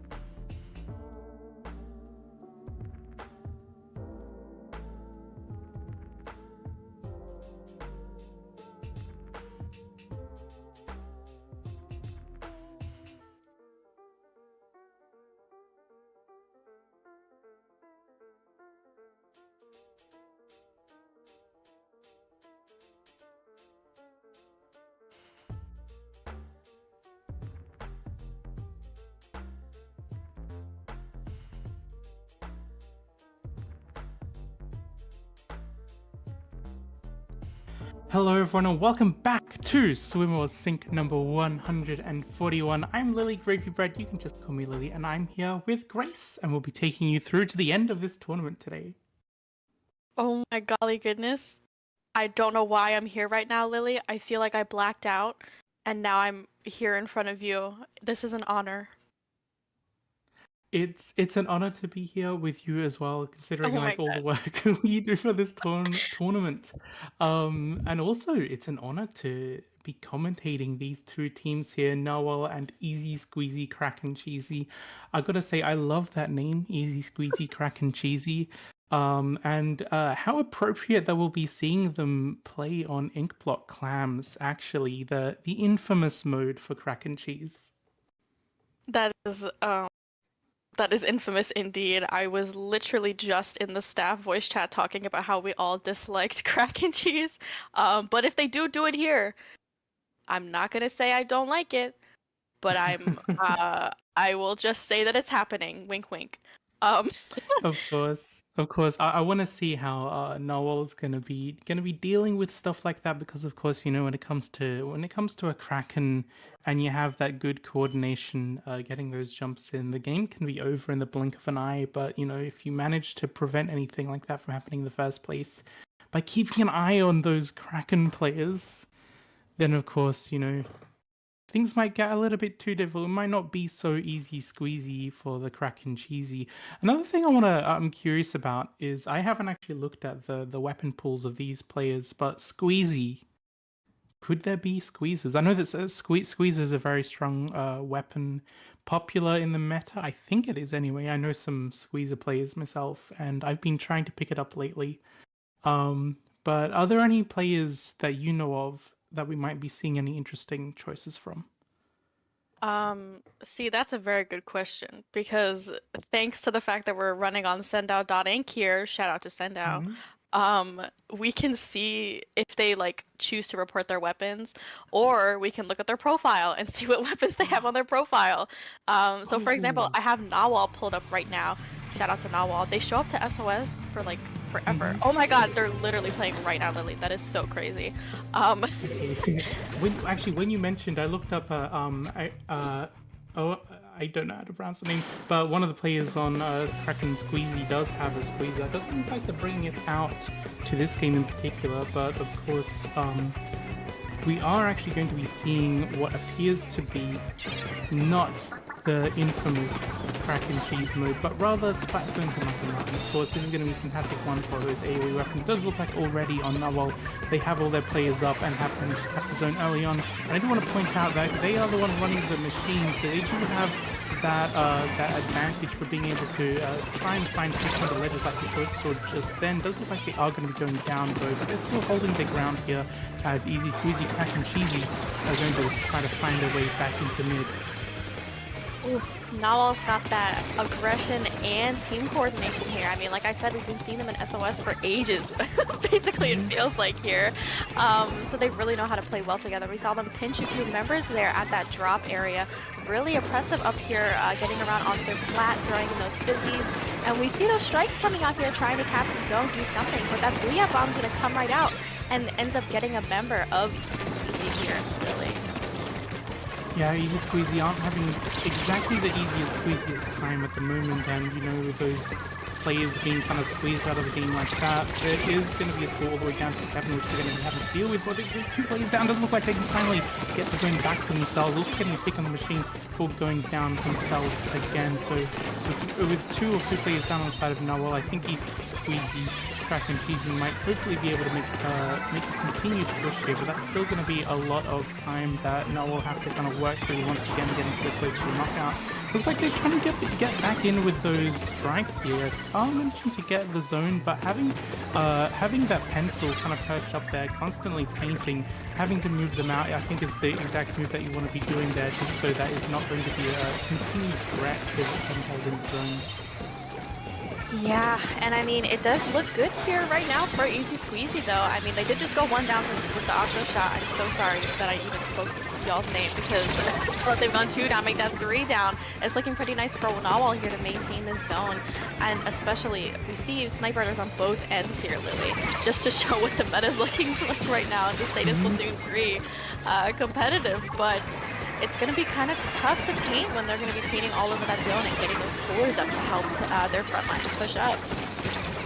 Yeah, absolutely. And I think it's also a fantastic position for this machine to actually be in, just to really annoy those two players and also the Pencil there. Because Pencil actually managed to get rid of that machine, not really finding too much of an advantage there. Pencil getting a pick on Albert as well, so hopefully allowing them to come back in if possible. They do lose the zone here, so this might be a point for Easy Squeezy if they can get the players in a little bit further forward, win some fights, then perhaps we could have seen the zone go back in their favor, but I do think that Nawal getting a little bit of an advantage in terms of that time and especially the top of Zuka might be able to find a way back in, but no, it's those strikes once again. Easy Squeezy is really playing for the strikes for the moment in order to retake the 3 players down on the side of Nawal. That grab is going to be coming out just to help them stall out this push back into mid that Nawal is going to really try to do here. We still have a fair amount of time, but you know, they just got to think about playing for the next 90 seconds. Really. Indeed, that Booyah Bomb's going to come in and really tap that zone, though. And we see, remember here, that brush is going to end up going down.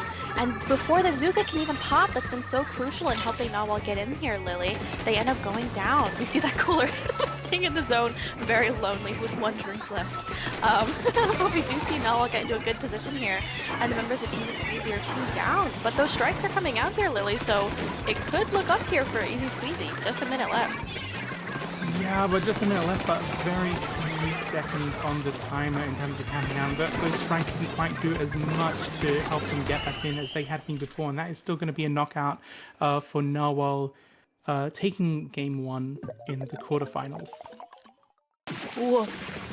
I mean, their coordination was crazy. I love to watch Nawal here. Like, I'm gonna say a bajillion times because I'm insane and I repeat myself, is that we've seen Nawal play together as a unit for forever. So when they pull out that coordination, when they're so good at following up on each other, cross-firing, helping each other with picks and fights, 2v1s, I mean, that's just kind of the name of the game when you're facing them. Yeah, absolutely, and it was fantastic just to be able to see that level of coordination.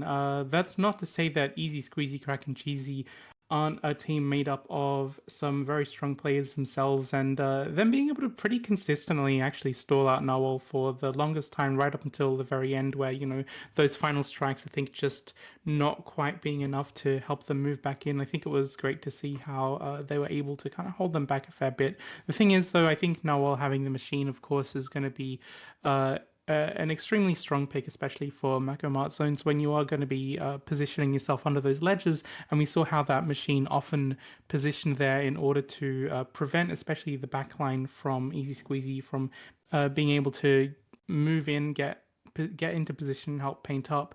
Really, I think the thing that Easy Squeezy was working with were the strikes in terms of coming in on retakes, and that final strike where they could have potentially moved in if they had the fight a little bit further back into the zone. If Nawal didn't take as much ground as they did, then Easy Squeezy could have perhaps made a comeback. But I think Nawal knew that, like, getting towards that low of a score in the game where the knockout was knockout was definitely within arm's reach. They knew that they just had to play aggression, play to what they do best, which is those coordinated fights.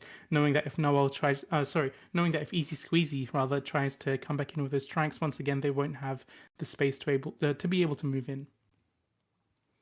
Yeah, and I mean, I'm interested to see if they keep those same kind of specials here. They were so coordinated with the strikes, kind of like what you were saying. But it looks like we're gonna have some switch ups here. Of course, not gonna be switching up the staple that is pencil nowadays, but some variation here. I mean, we do see similar weapons on both sides, though, and we still see that Booyah Bomb, and we still see that crab coming out on the side of Easy Squeezy.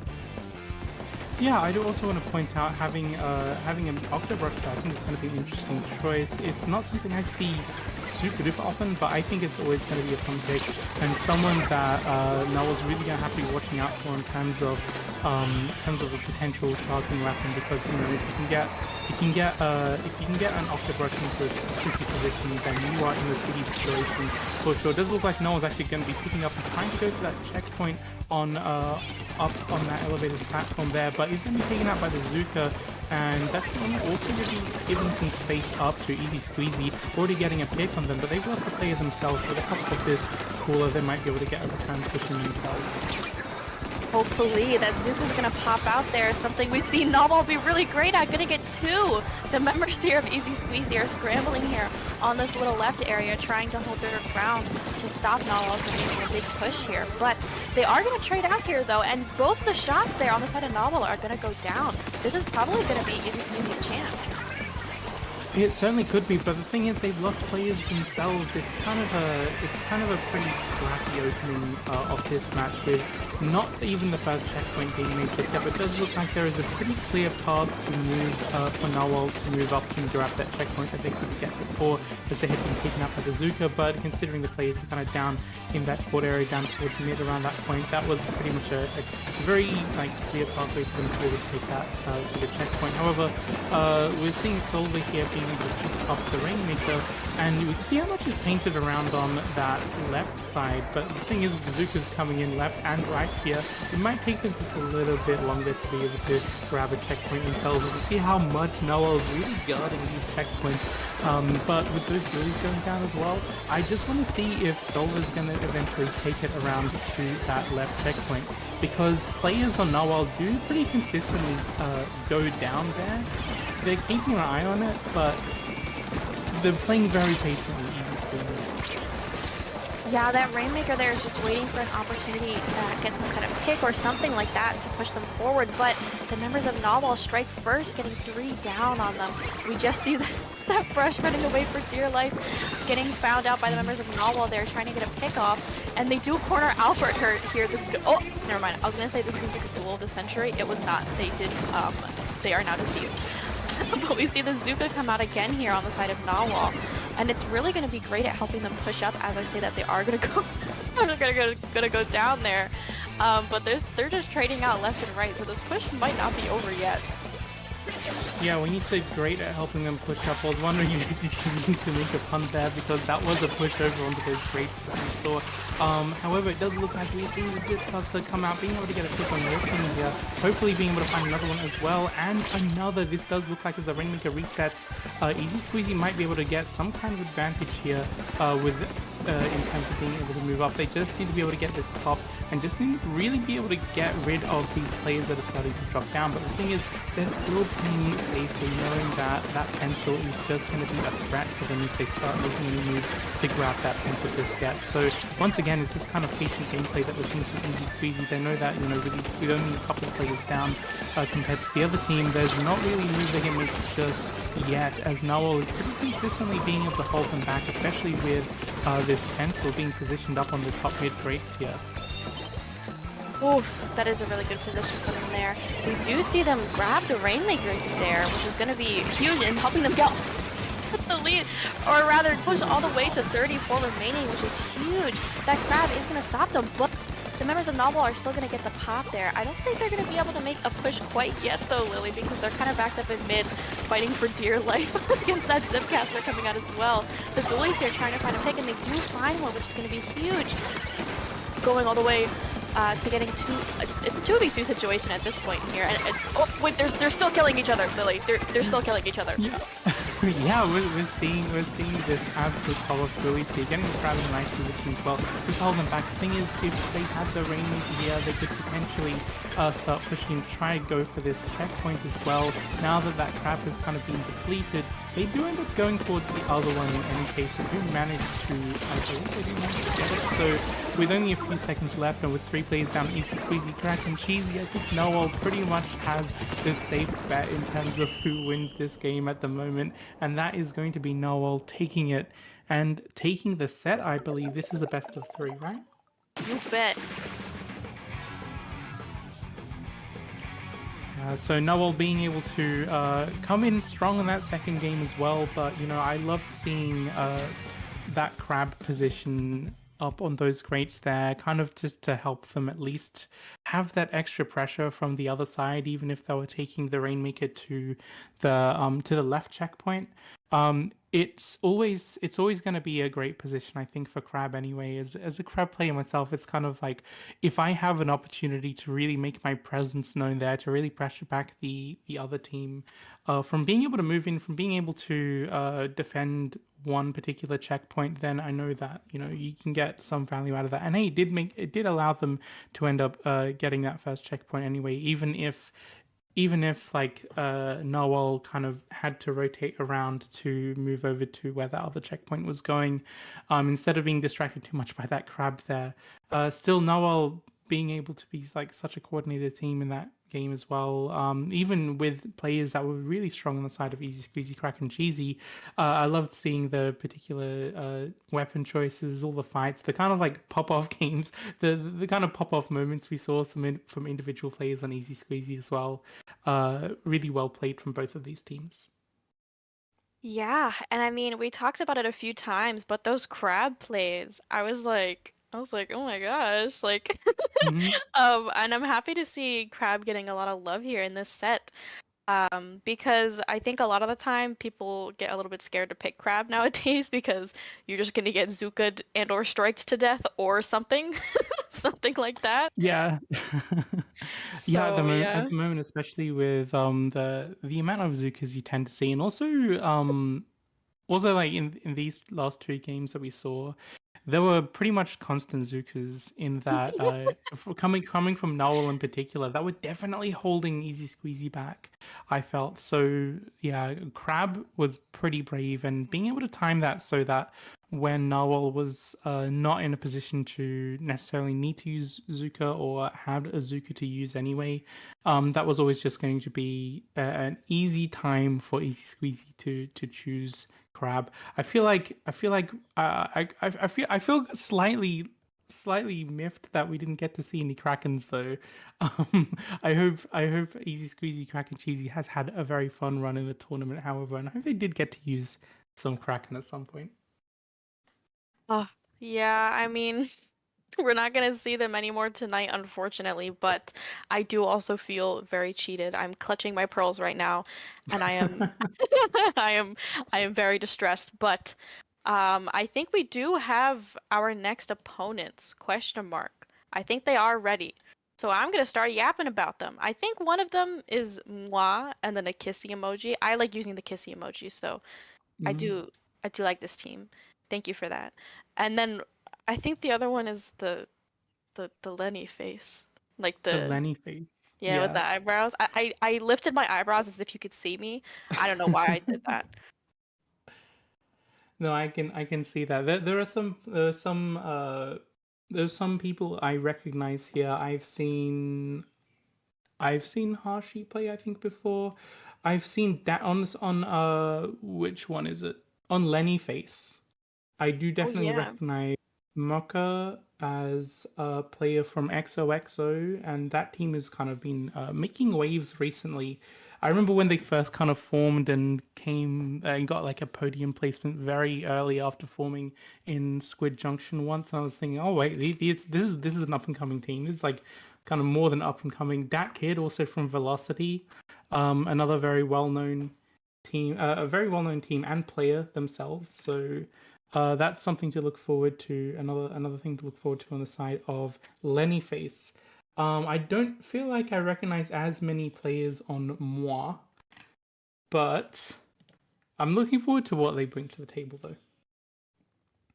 Indeed, indeed. The best thing about Sendao is that you just start clicking on them and then you just pull up all the results and their badges start spinning too. I like that they spin. Shout out to Sendao. Yeah, I really I absolutely love that.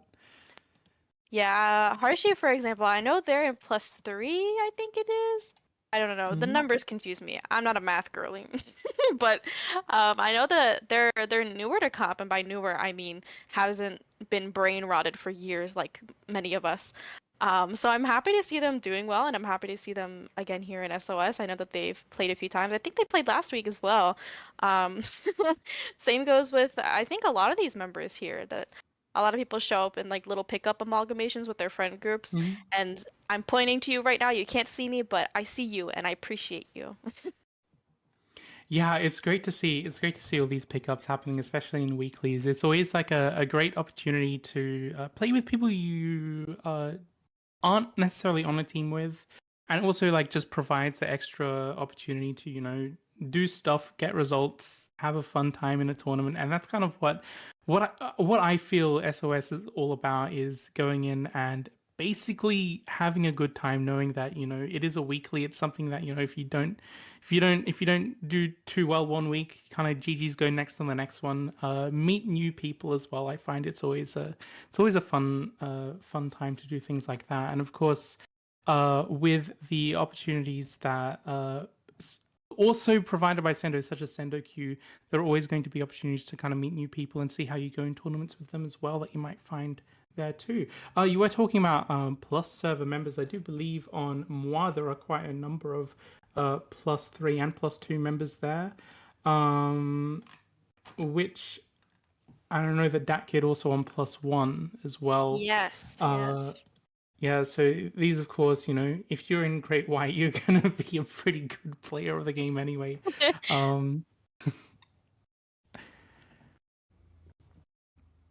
But yeah, I do love to see a lot of these teams showing up. You kind of talked about like inspirational, like community building that goes into SOS and Sendaku especially.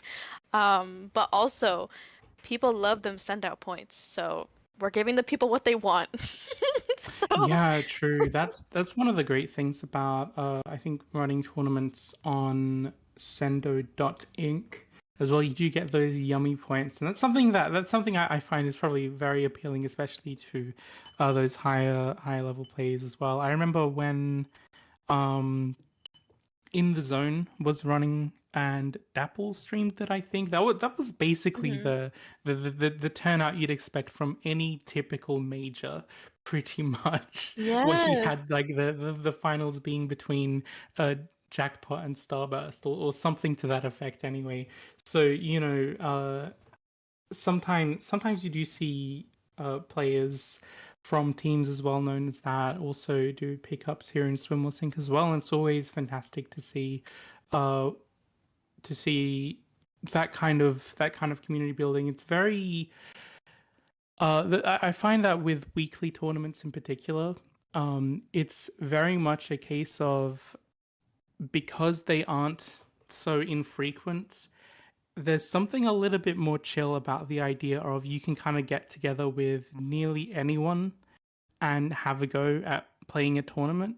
Even in the case of like with the kind of format that you get with Swim or Sink, where you have could potentially be, especially if you are kind of a lower level player like myself, kind of like a brutal group stage followed up by a single elimination bracket, also a kind of brutal format as well, where you're pretty much on the line. If you lose one set, that's kind of it in the groups. In the bracket stage as well.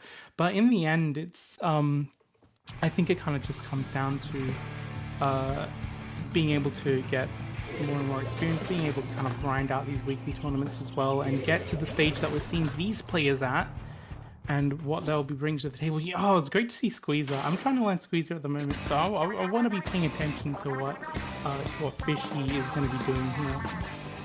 I am also looking with my eyeballs right now at that sploosh. The sploosh on the side of Lenny's face. I can't say that I'm disappointed. I can't say that I'm mad. I just want to see what happens there. So, Rin, if you want to spectate them the whole game, I would not be upset. Thank you. Pickle butt. Oh, bro, that's I'm just gonna hand it over to you, Lily. Yeah, alright, so perhaps spectating Pickle butt for the entire match would certainly be a choice, and it does look like we're going to get that first clam basket break happening, which, that's the kind of thing that I tend to see from Splatoon, especially if you're playing for mobility. I unfortunately didn't manage to see if they were running like a lot of swim speed necessarily, but considering how you really want to play for mobility, you really want to sneak up behind and get picks and provide those openings for your team, that's something that you could do or get some early points in, like we saw just then. That still is just going to be one power climb in, so not really much you can do to play off that. And that kind of gave Muah a lot of space to play around with. As we can see, Lennyface is still trying to make use of mid, but kind of struggling here, especially with that Zuka trying to force them back. Followed up by those strikes once again. This isn't looking like they can actually get back in at all. So Muah might actually be able to find a little bit of headway here. Listen, speaking of mid, only one team has scored. I'm kidding. I'm kidding. Only to that point, only one team has scored so far here, but it does look like Muah is trying to make something happen. Those shots coming out, that Sloshers here following up on them, popping strikes of their own, but their pencil is going to go down from back there. It looks like they're getting pinched, and they aren't quite sure if they can deal with it yet, but the Slosher's going to get two. They do not care about that potential flank. Oh, but the sploosh there cleans them up, stomping out that push there. Yeah, it was, they kind of had all the pieces ready to go, but I think they just kind of placed them in the wrong order there, which stopped them from being able to score. However, on the side of Lennyface, we do have a potential hammer that, you know, if they can get into position, we might be able to see a push happening from their side. The thing is, though, that squoosh is going to be going down. They're going to be losing the squeezer as well. And this is Phase here coming up with a zero. They have their power crown ready, but they get tickled in the butt there. Oh, listen, I wasn't going to say that, but they do get two power claims in though there with some stragglers coming in as well. Kind of a bit of a no-you moment there with that trade happening between the with the what's it called, the sploosh. I don't see sploosh that often. I love seeing sploosh come out, and that is really scored down to 54. So, you know, that's considering how quickly that actually happened there. It's great to see that the kind of coordination you get into those pushes are going to be allowing Muah in particular to be able to get more points on the table rather than Lennyface. Lennyface only managed to get one power climb, and I believe that was kind of like a sneaky push to get that in as well. So if they can actually coordinate themselves to get some more points, I would like to see that happen from Lennyface. Wait, Lily, they just jumped in to get the power. Oh! And they got the lead. I think Ticklebutt tickled their way into their basket there. And they're still there with the hammer getting picked. Oh my gosh, Lily, that was like the play of the century and nobody saw it happen. That was crazy.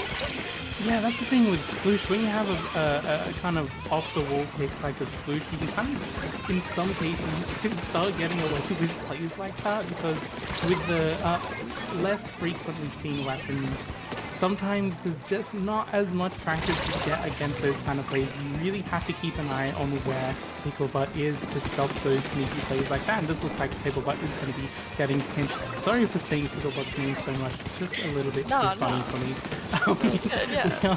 We are seeing, however, as Muah has lost a member still, they're still being able to hold their ground here. However, they know that, you know, Lennyface isn't quite moving in too quickly just yet. They do have a lead, and this is the last 30 seconds, so we might just be seeing a little bit of patient play here as they force them back, but, you know, they're just going for it again, once again, sneaking another power climb in from behind. No pun intended there. It does look like, however, that isn't going to be going anywhere for them, and it is going to be giving themselves an opportunity perhaps to get a little bit of a precarious situation with a potential comeback happening. And with losing the lead in those last few seconds like that, it does look like they decided to no-you that push and get something going in overtime. Pretty much sneak those power climbs in overtime as well. Listen, Lily, I have all the faith that Ticklebutt knows what to do. They did it once before, they'll do it again. However, Squeezer here on the side of Muah, as well as their other team members, are just going to clean up their opponents here, the Lennyface. I don't know, I think I just have to call it Lennyface, because I don't think there's a way to say that. But they are going to win their first game here. Well, we did not see Kraken cheese. We did see the Ticklebutt cheese, which is arguably as scary. It is slightly terrifying, but also very, very funny. We love to see splooshes be able to I don't know, I would say get away with making those particular plays, because if you have the movement to if you have the movement skills to be able to go unseen, make those pushes, and get right up around bats, um, then when you don't find a team that's able to, well, when you don't have players that's able to easily deal with that, because people are kind of a little bit more used to what the meta is, what's kind of a little bit more conventional as well. When you don't constantly have your eyes on a player that's always going to have some kind of advantage in terms of movement, in terms of being able to sneak in, and if you get caught up in their face, they have the extra DPS. They have the higher DPS to be able to win those fights as well if you're too close to them, and they can get very close to you. That's why I think Sploosh could be a little bit of a nice off the wall pick, that way you can get away with things. However, still, Muah was able to actually take that first game off them. In any case, by kind of doing the same kind of sneaky play, almost the same kind of sneaky play that Lennyface was able to do. Oh, I'm still just processing what what we've witnessed. I mean, I hope we see that sploosh come out again. I think that is such a fun pick. Oh my gosh. I mean, I hope we see some more of that squeezer gameplay as well, because like we said, they really helped clean up there at the end during that overtime push that was trying to happen. But my goodness, we are going into tower control on Hagglefish Market, which is similar to Inkblot. A white bread of a map. I will not get into my bread puns tonight. Well, maybe I will. But Tickle Butt. Oh, Tickle Butt, you're on the V shot. Oh, I'm devastated. Yeah, double Zuka. Okay, fine. Whatever. It's whatever. We're seeing double Zuka pencil and machine. It's not like we haven't seen stuff like this before, but we are seeing things, I guess, kind of similar from Lennyface as well. They are going to be bringing out a bucket, but this one has strikes, which I think is going to be, of course, kind of useful on Tower Control if things come down to the wire, of course. Lennyface is kind of a little bit on the back foot here with not being able to get up in their face and actually win a few fights. It does look like with those two players going down themselves on Lennyface, they are able to start pushing this tower forwards to the first checkpoint.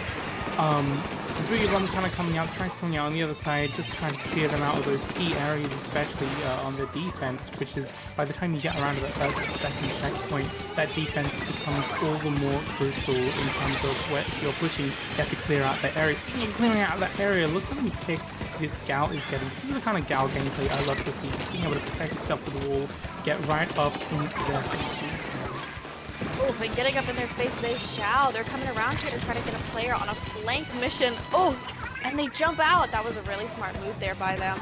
But it looks like the members of Muah are still keeping this push going on. Strikes are going to come out, but they're going to get killed by Tickle Butt, and they're going to get a double here. Can they make it a triple? I don't think they want to. But they're still going to be in here, kind of applying a lot of pressure here on mid. The Slosher's going to try to make something happen on the right, but Tickle Butt again is going to just snuff them right out. Yeah, absolutely. We are seeing the game kind of return a little bit more to a neutral state. Hopefully this Zuka Lennyface can perhaps be able to find their way back in. Looks like they managed to get that flank out of the way, and Lennyface does look like could potentially start a push of themselves if they can continue their advantage that they had. But I believe they kind of are going to be losing their tactical buffs very shortly. Even if they haven't quite been able to push Muah back too far, at least they kind of did push them back a little bit there. So they're trying to hold on to mid at the moment before they can really start getting this push going. Oof, and hopefully they can here, Lily. I mean, we see the Zuka come out. They're trying to find a pick here, but it looks like nobody's in line of sight. They tried to Hail Mary it into the air, but not quite. We are going to try to see them get some ounce of control here in mid, but the members of Muah are trying to wall them off. It is a wall battle. They were kissing there in mid, but it was not a nice kiss that Muah would like. They cannot quite, neither team here is really getting mid back quite yet. It's very scrappy. When you said not a nice kiss that Muah would like, I imagined the Lennyface emoji when you saying that for some reason. Oh, speaking of Lenny Face, they've actually been pushed back quite a fair bit. They were holding their ground in the mid and at least making sure that Muah was pushed back far enough so that they were considered a threat there. But I do believe Lenny Face is once again slightly on the back foot. However, they might be able to get a few picks here. Unfortunately, going down to trade and losing another in the process. This tactical is there to try and desperately get themselves some kind of buff to move them back in, but that is going to be a jump forced out on the side of Lennyface. Muah clearly with the advantage, and at least in terms of their positions on the map here. It does look like, however, Lennyface is going to really have to work together as a team to be able to get those picks, to bring themselves back into the mid. The thing about both of these teams that I've noticed is that they've kind of been slowly moving in towards, moving in back a little bit, almost as if to psych each other out. Almost as if that, like, they're not exactly committing to fights unless they are approached by the other team, which is like very much like playing defensively here, but once they do find those openings, then they can start riding the tower, which is what we're seeing from the pencil. However, they do get picked up. Pickleman here is trying to ride this tower, getting a lot of jumps in as well, trying to get to that first checkpoint. This is going to be the first time cracking this checkpoint here for the side of Lennyface, and two members of Muah are going to go down here, Lily. This is definitely their chance to try to retake the lead, but they do have to push all the way up until that second checkpoint, and then some. And we see the members of Muah here pushing up with these specials. The strikes are going to come out, but they're not quite GG strikes, so maybe Lennyface isn't out of it quite yet. Yeah, they are a couple of players down, losing their shot as well. It does look like they were able to push to 38, and it does look like Fishy trying to get some Zuka action, but unfortunately getting cornered there, being picked up once again. It does look like that's going to be the end of that push, unless they can actually get themselves back on. But with that bucket just around the back to get them off the tower, to get those final picks, that wasn't quite going to be enough for Lennyface to continue their push further forwards than a score of 38. We did see in the end, as soon as the timer started ticking down into that final minute, it did look like they realized, okay, you know, we've been playing it safe all this time, we got to start making a move now. It's definitely a case of, you know, if not now, then when are you going to be making this push in the end? And they did actually manage to get something going, which I think was fantastic. And I love seeing Tickle Butt being once they got around to that closer to that second checkpoint, actually making the jump over onto the top right area, if you're on the attacking side, of course, to actually make the jump over onto that canopy to find some kind of flank to get some value out of that as well. That seems to be, if you are the sploosh player, that's the kind of specialty move that you can definitely bring to the table, but perhaps not quite as easy if you're doing it with a shot, unless you're able to like use those skills that you have as a sploosh player, in terms of movement, in terms of being able to sneak around and get some value. And of course, you know, they managed to push to 38, which wasn't the winning push, but still the biggest push that they were able to do that game nonetheless, considering how much they tended to be playing it safe, tended to be a little bit more on the back foot and not quite moving in very aggressively, kind of allowing Muah to kind of come to them before taking those fights as well. Indeed. My goodness. The next game that we're going to be going into, though, Lily, if you can believe it, because the maps are player curated, is going to be Splat Zones on Mako Mart. Can you believe it? Never seen it before. Never seen it before. Where I definitely, this is definitely an off the wall pick. This is something you'll never see in tournaments, especially ones where it is player curated, especially when we are seeing high level players pick what they love in particular. This is not something that I don't think you'll ever see. It's highly unusual. It's something that has you don't have this shape zone in any other map. What is this pick? Oh my goodness. It's not like we saw it in the previous set. Or one of them. I can't remember which one it was. It was the one before that, was it? I can't remember. Anyway, here we go. Alrighty. I mean, the comps are looking pretty similar here, Lily. Oh, wait. Is that on XOX spec? Thank you for specifying that it's XOXO. The Nautilus pick. Oh, I'm interested.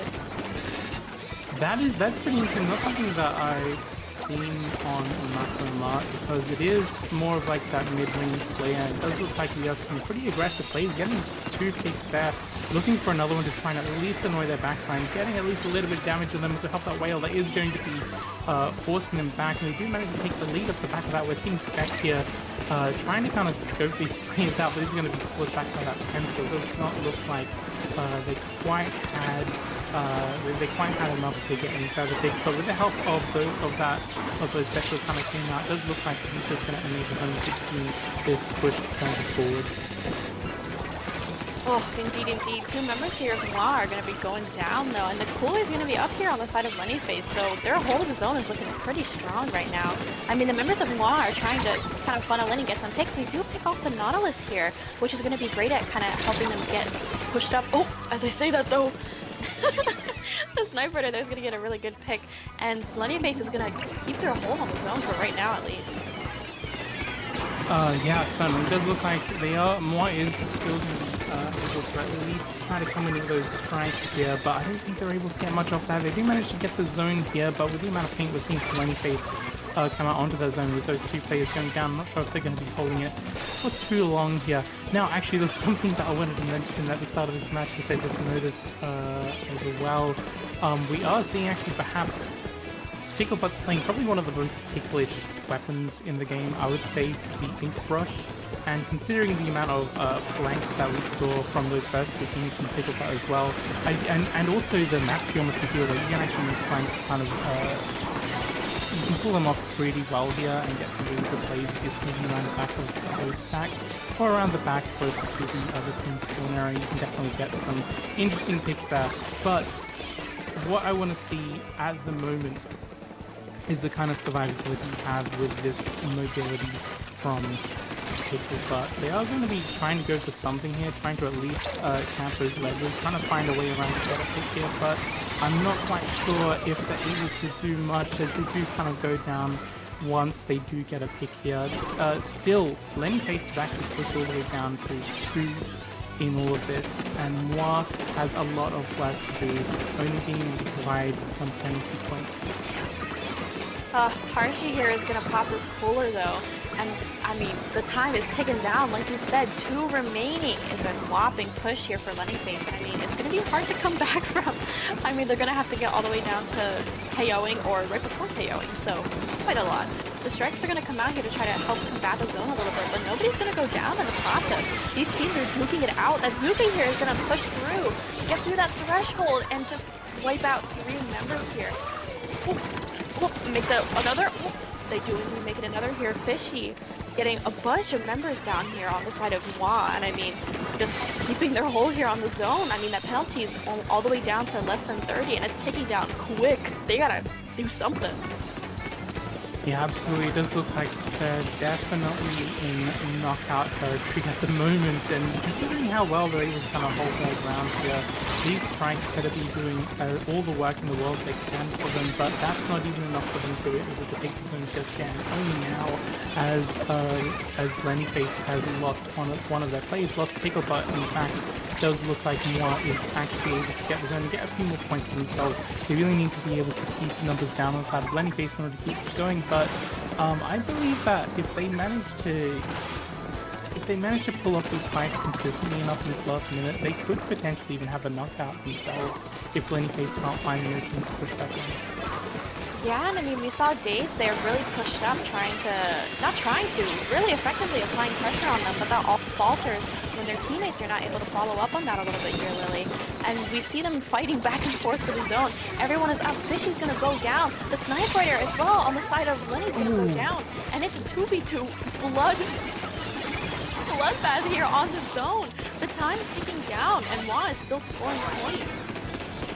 Ticklebot's tickling the zone here in an attempt to try and get this back from Muah. They are going to be getting it back, and those penalty points are just bigger than we've seen them in a long time now. It's almost as if that hard work was for naught, as Lennyface going to these last few seconds. If they manage to find a way back in, that's going to be game for them, but Muah is still holding their ground here. They could potentially have their winning push in this last overtime. All they have to do is hold back Lennyface just enough, make sure that Ticklebot is not able to take his way back in, and it's going to be the king for them. But this is everything's kind of on the line here, as Ticklebot is very, very close to being able to take this zone back. Everything is just a tug of war at the moment. Players dropping like flies. It does look like in the end that overtime was going to be over, and I think it ended up going to the Lennyface there. Oh, that was so heartbreaking. As a resident painter myself, I played junior. I know the pain where all of your friends die around you and you're just painting the zone and you're trying your best and tears are falling down. Or maybe you don't cry when you're painting the zone. Maybe that's just me, but it's still very sad, very stressful. And I saw it in the eyes of those shooter players there at the end on the side of Muah.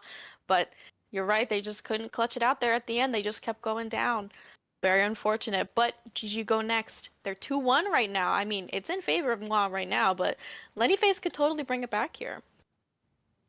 Yeah, absolutely. I do think, considering we had that win from Lennyface, and if there are going to be something of like potential. Okay, so we know what they do to win those first two matches. We've seen them on Clan Blitz. We've seen them on Tower Control.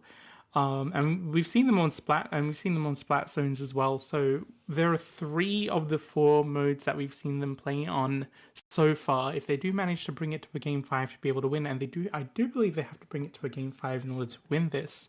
At least they have a pretty good read on what their opponents have been able to do in the previous matches so far. So having that information already, they've probably got some kind of game plan. They know that, okay, we have the ability to kind of switch up our weapons. They have the ability to switch up their weapons. And I feel like on the side of, I believe it was Lennyface, they're the ones that brought out the Nautilus there. They're the ones that had the sploosh as well. They're the ones that kind of have those off-the-wall picks and have been able to actually make considerably effective plays with them. And pretty sneaky plays with them as well. So if they're able to almost win the endurance fight against Muah in these next 2 games, then they could potentially win this set here. But the thing is, Muah is already sitting on a comfortable 2 wins so far.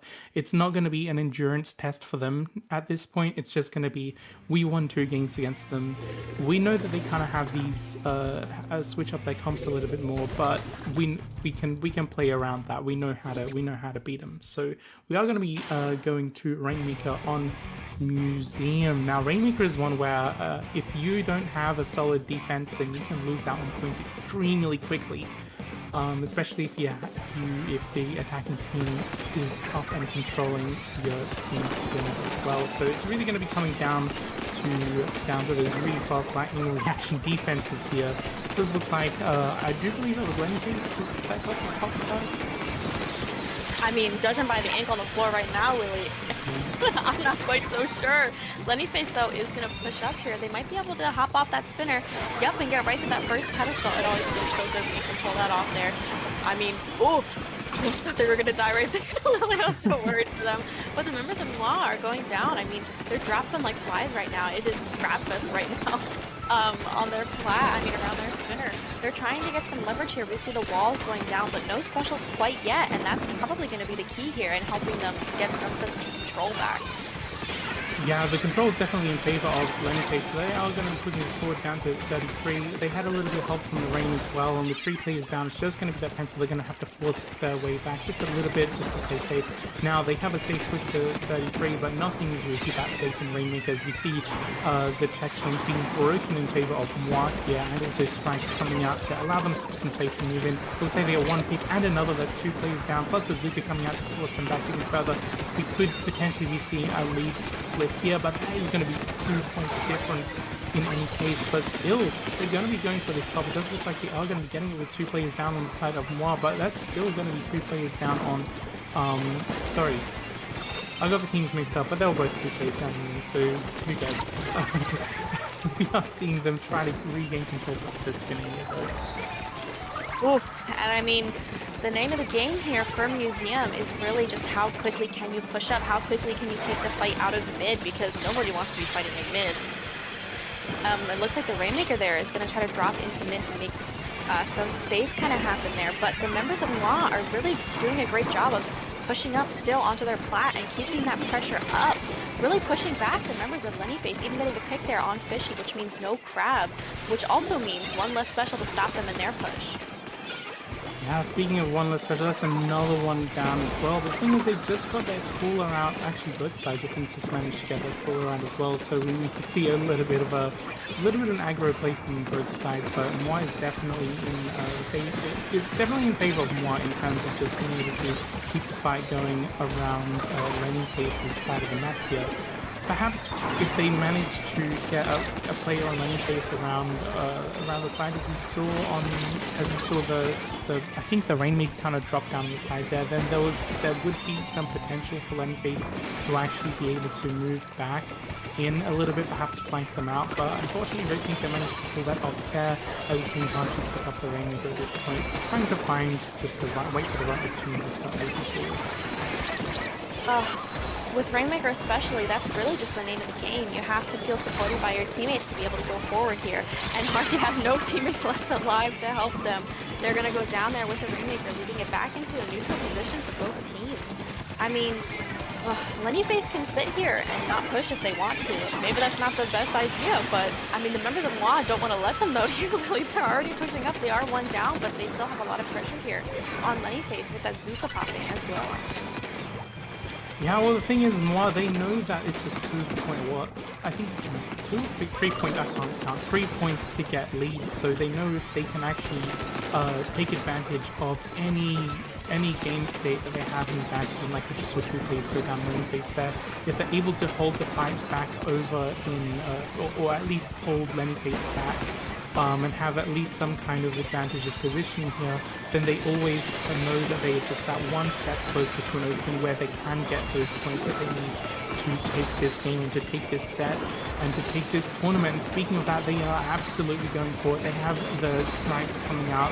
We're seeing Fishy kind of pushed up. Does actually look like with 2 players going down, followed up by taking the Rainmaker. That is going to be Lennyface actually taking them out of the game, looking for another one as well. Looks like Daisy's going to be going out. So that was almost a soft wipe there pretty much. And Lennyface just has the comfort in knowing we've been able to stop them off from being able to push up every single time that they've tried, including any time that push to predatory was threatened by them. They were able to prevent that from happening. During these last few seconds, it's very much a case of Lennyface just knowing that, you know, they just have to make sure they have a solid defense here, and that's what it comes down to.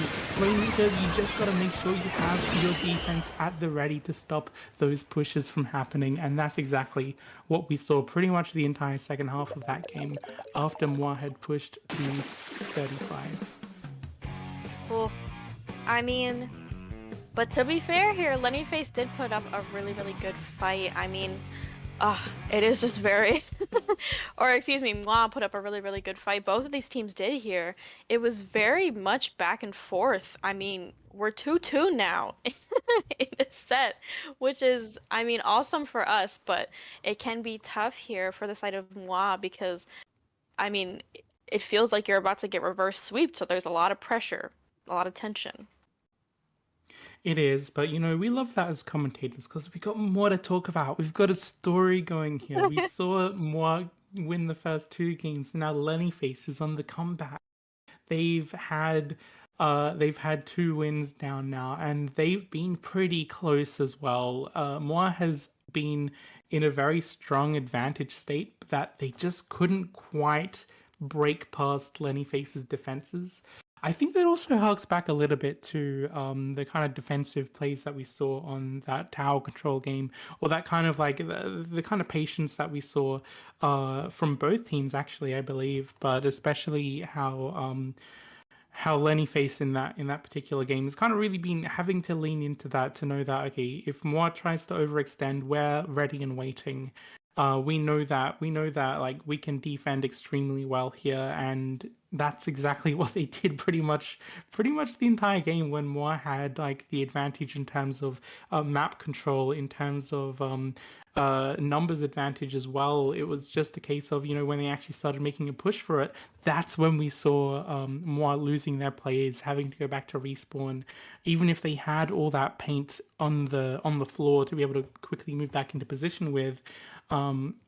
Lenny Face was still there that whole time, pretty much preventing them from being able to make any further plays, dropping the Rainmaker down, saying to Muah, sorry, not this time, try again. Pretty much every single time Muah tried to make a move. Clamblade Scorch Gorge, I'm happy. This is my favorite map mode in the game. But what do you think of this one?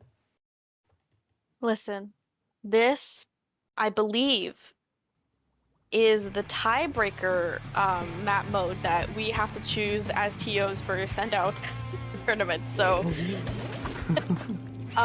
well, I mean, not that means that I'm very partial to it. I mean, I think it's fine. It's a little hard for me on Junior because it's upsetting, but I do like it. I think it's pretty solid, so I'm happy to see it here right now. We see Spec here. Yeah, we see Spec here is gonna pull out the Nautilus again, which I'm always happy to see. Ori again on that lovely slosher that we've been seeing them do really well at. So this mid here already. Oh, the range blaster is gonna go down. I'm so sorry, Daze. That was so unfortunate. Yeah, that was. And you can see Luca come out there, which is going to be pushing the mech just a little bit, but that crab once again is going to be holding their ground, at least to try and force them to retreat. But that flanking slosher, I love seeing slosher here. You can do so much in Scorch with slosher. I feel like it's one of those weapons that people do. I think people are just used to machines, but I think slosher is definitely one of the best main weapons in the game in terms of what you really can do with it, and the limited positions you have in terms of defending from those ledges. You can just push them back.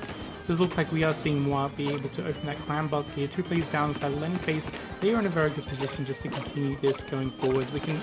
Sometimes you can see very long pushes in the clan blitz, and honestly I'm glad they managed to get this basket open this early in the game because it can take a while to get here.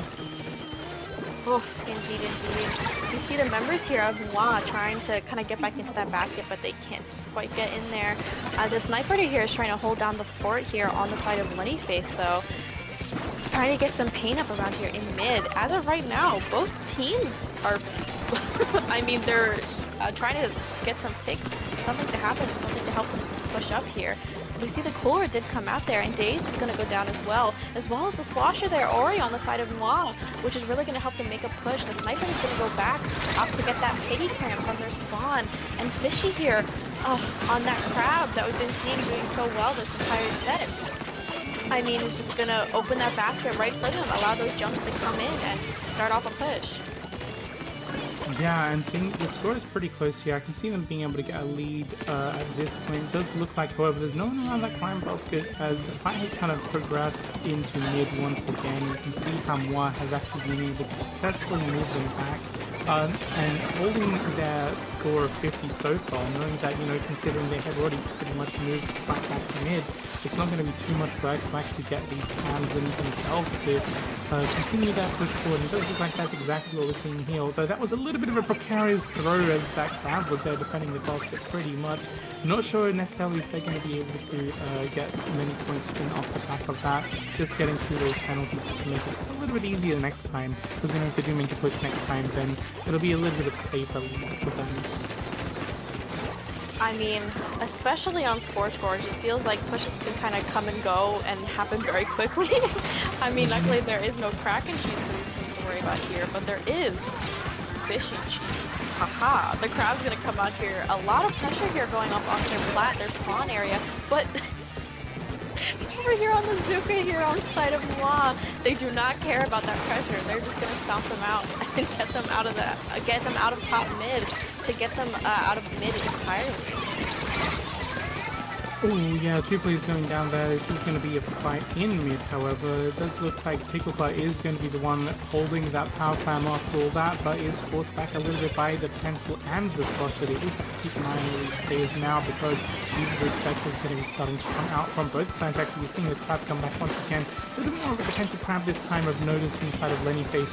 They really need to start working to push in and start to get some kind of push going. The two players down on the side of Muah. This could be their opportunity right now.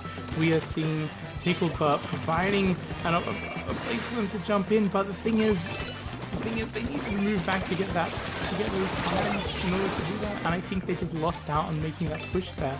They really need to start doing that. But Muah is already right under their basket, getting another power clam in again, and that's those penalty points they don't have to worry about anymore. They did miss out on getting that next one in, but this is still a little bit extra bit of comfort for them, knowing that things are a little bit more entertaining. But anything can happen really. Oh, anything can happen here. Fishy here is gonna opt to go top mid again with her crab. Just raining fire all over Muah's flat there. Really gonna kind of help them push in a little bit. But they are gonna get picked off there, and that's really gonna hurt them here to kind of keep control of mid and make a push happen. Because again, like we've said, oh, whoa, huh? What? I want to see who got that in. Was that Ticklebutt? Can see. Okay. We saw. Okay, so this is kind of. Was that Lenny Face that one? That was Lenny Face. That was Lenny Face that one, right? Lenny Face one. Okay, Lenny Face one. Ticklebutt takes Sumo Sync 141. My goodness, this was kind of the this was almost like the revenge play from Muah being able to take that first Clam Blitz game on Inkblot, and my goodness, what a stab in the back. Okay, not a stab in the back, more like a tickle on the butt, but in any case, being able to get that, being able to sneak that clam in, that's exactly the kind of play that I feel Lenny Face kind of stopped doing around the middle of this set. Those kind of like sneaky, okay, if we can find an opportunity to make a move here, then we'll just run for it. But when you are going to overtime and you do have a free space to just push that clam, you are going to be going for it. And that was what won them Swim or Sink 141. That is so crazy. This is, however, semis and not. Oh wait, was it semis? Yes, indeed. So they did not win Oh, that yet. was semis still. Okay, they didn't win yet, but they're still going. My goodness, that was still as exciting. My bad. Still exciting that it could have been. If that was like the winning set, I would have been so happy myself. But that wasn't the winning set. That is going to be getting them towards potentially winning. Sync 141. Potentially. You know what it is? Oh. You know what it is? You know what confused me? It must have been like the daylight savings time changes that's going on around the world in this part of the year. That's what's confused me. That's what's like that's what's making my brain a bit muddled.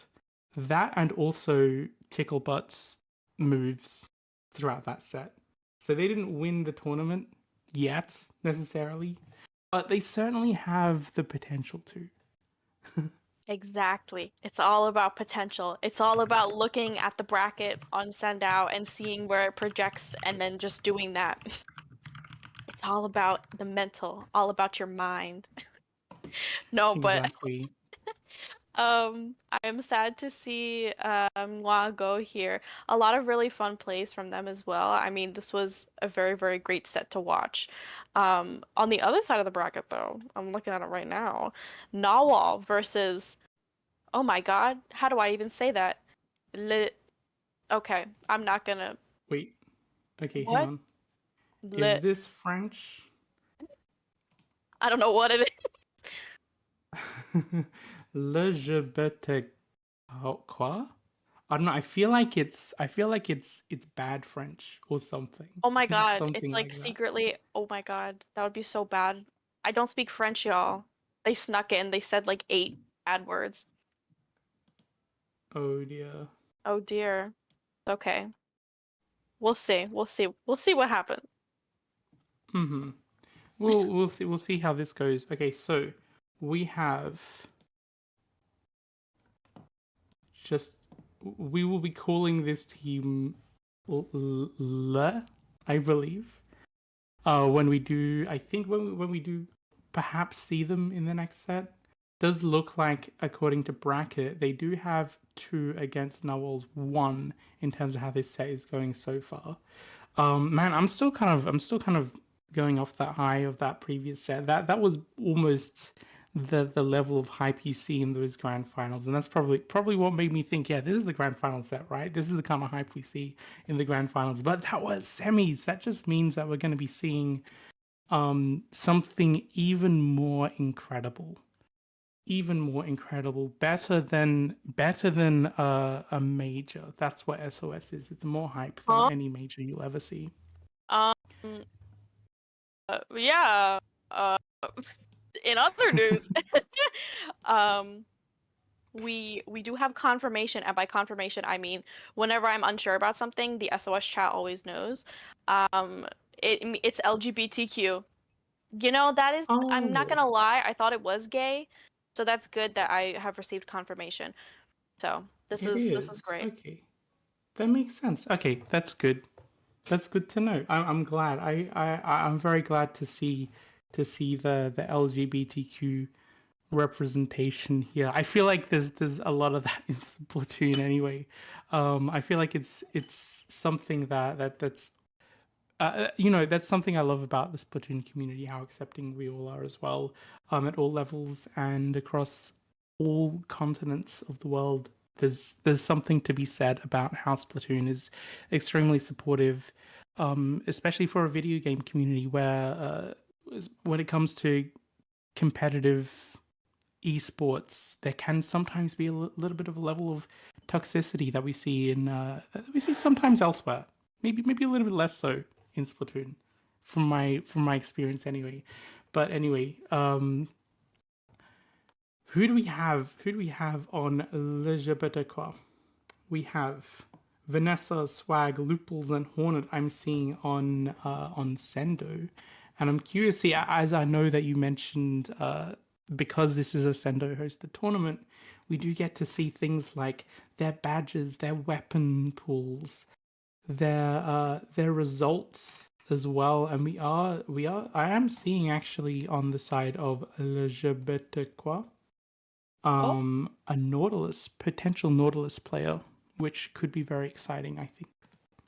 Oh my goodness. Listen, I'm over here looking at the badges. It entrances me when they start spinning. I think I don't think something's not quite right with me, but that's okay. I'm looking at Hornets here right now. Shout out to Hornet. They do have their weapons listed, but what's more important to me is that they did win a level up. And the little like game setup thingy. Oh god, I don't know what it's called. That's embarrassing. But it is spinning there and it's very beautiful. So shout out to them. I'm sure they were ecstatic when they got that. And maybe they will get an SOS badge tonight. Wink wink. Maybe they certainly could. They're very close to. It is definitely within arm's reach for both of these teams that are going into grand finals. Man, I hope we get to see more of those sneaky plays. We've got something very very very hype coming up for the next one. So yeah, so Hornet winning level 1, winning level up. That is their one badge so far. It's always lovely to see when players get excited about like winning their first badge or winning their second badge and so on and so forth. I've seen some profiles where it's just a massive array of pretty much every single badge I've ever seen on on Sendo.inc. So yeah, it's always exciting when you're seeing players kind of like first start building their collection of little Sendo NFTs. There's such cute, lovely little spinning things that I'm starting to get a little bit entranced and sleepy looking at. Oh my goodness. No, do not fall asleep. Around. I'll be very upset if you fall asleep. If you get to sleep, I get to sleep. It's just silent the rest of the stream. Like, Silent the rest. Oh no, we'd have to get. I feel like at that point, our wonderful streamer Super Rin will have to kind of step in and either try to wake us up or commentate themselves. Doing a lot of hard work, of course, getting the stream running for all of you in chat as well. Super grateful to have such a talented streamer as well. I feel like as a commentator, we get to yap on a lot about these teams. We get to like make mistakes like, oh, that was the grand finals the previous set, right? But if you are the person running the actual stream, you gotta always be so hyper vigilant and know exactly, like, have your attention pretty much on everything that's going on. Listen to the streamers, make sure you're in the room with the players. Relay important information to us commentators as well as we just yap about as well. So super massive shout out to Rin, who is streaming the tournament as well. I feel like sometimes streamers get a little bit less appreciation than they deserve. always, always. I mean, it does circle around sometimes when people are like, oh, make sure to thank your TOs, but make sure to thank the production people. Like, if you ever just pop into a stream sometime, be like, this stream is so cool. I bet the streamer is so hot. Oh my god. Well, no, maybe that's harassment. Sorry. Maybe be like, oh my gosh, wow, the streamer's so cool. Yeah, cool. That's good. That's kosher. But no, listen. Talking about send out badges, there is someone out there, or multiple people, that really want the older SOS badges. They, Oh really? I do sleep with one eye open at night, thinking that they're gonna come and hold me at Splattershot Junior no. Point and be like, "Where's the badge, Grace? Where's the badge?" I'm not gonna know what to say, Lily. I think they're gonna kill me. They're just gonna have to. Well, I feel like you always have to have your, at that point, you always got to make sure you have your special charge just to make sure you have that bubble for protection as you sleep. So yeah, I would say, like, especially as you know, this is why you thank your TOs as well. They're putting in so much work for these tournaments, and I feel like as a whenever I've TO'd things myself, sometimes I feel like I've got, you know, one of those. I feel like I've got one of those, like, the words escaped my brain. I feel like I have that, like, dot when you've got like some kind of sniper assassin just waiting for the moment to take you out. I feel like I've always got something like that on me when I'm TOing as well. So yeah, it is a lot of hard work as well, and especially if you've got, especially in your situation, my goodness, I feel for you. If you're in a situation where the Sendo badge has changed and you know that there's someone out there who wants to get their revenge, to get their very specific Sendo badge back, then I don't know what I can say except good luck. Listen. If it was just not working out when we had them. I mean, I think it would still happen if we brought them back, that people would throw to get the badges because they're so cool and shiny. And like, listen, I understand they are very cool and shiny, but the whole point of SOS is that the bracket, like, they're supposed to be more evenly matched. Like, I don't want like the great white level teams coming in and stomping Lantern, and then Lantern is a mini great white because two great white teams want the Lantern badge or something like that. And even worse than that, is if a team doesn't do very well in an SOS and they drop down to Lantern, Mako, Hammerhead, whatever it may be, we have to think that they're throwing because of the badges. They can't just have a bad day. We have to kill them. And I don't like doing that, y'all. I don't like it. So I don't think we're ever going to be able to have them back. I can see one person in chat at the moment who's very keen on having the old badges back. So Listen, I'm telling you, they're gonna get me, Lily. Like, if one day I go missing, it's because they tied me up with the sent out badges and they're not gonna let me go. Yeah, well, considering who's mentioning, yes, bring the other badges back. I think the thing I'd be considering is the matchup between sloshers and juniors as two different classes. What do you think that matchup is going to be like for you as a junior player? whoever it is, if they play SOS a lot, I don't think I'm gonna do very well, Lily. I don't think it's over for me, no matter what they play. It's not Okay, gonna well, be good. this is when we're gonna have to have all of IPL behind you to make sure Oh my god. um yeah, to make sure we can continue with the badges we have. I actually think that, badges are one thing, Sento points are another thing as well, and I do hope at least that the Sento points you can get from this will perhaps not incentivize people to throw to get different badges, perhaps. Um, Well, uh, probably not. I think they like the shiny object. I'm gonna be so real. I think they're like, what's it called? Crows? Is it crows yeah. that like shiny object? Pigeons? Yeah. Yeah, Yeah. yeah. Crows definitely do like shiny objects, and you know what? I think you're actually right there.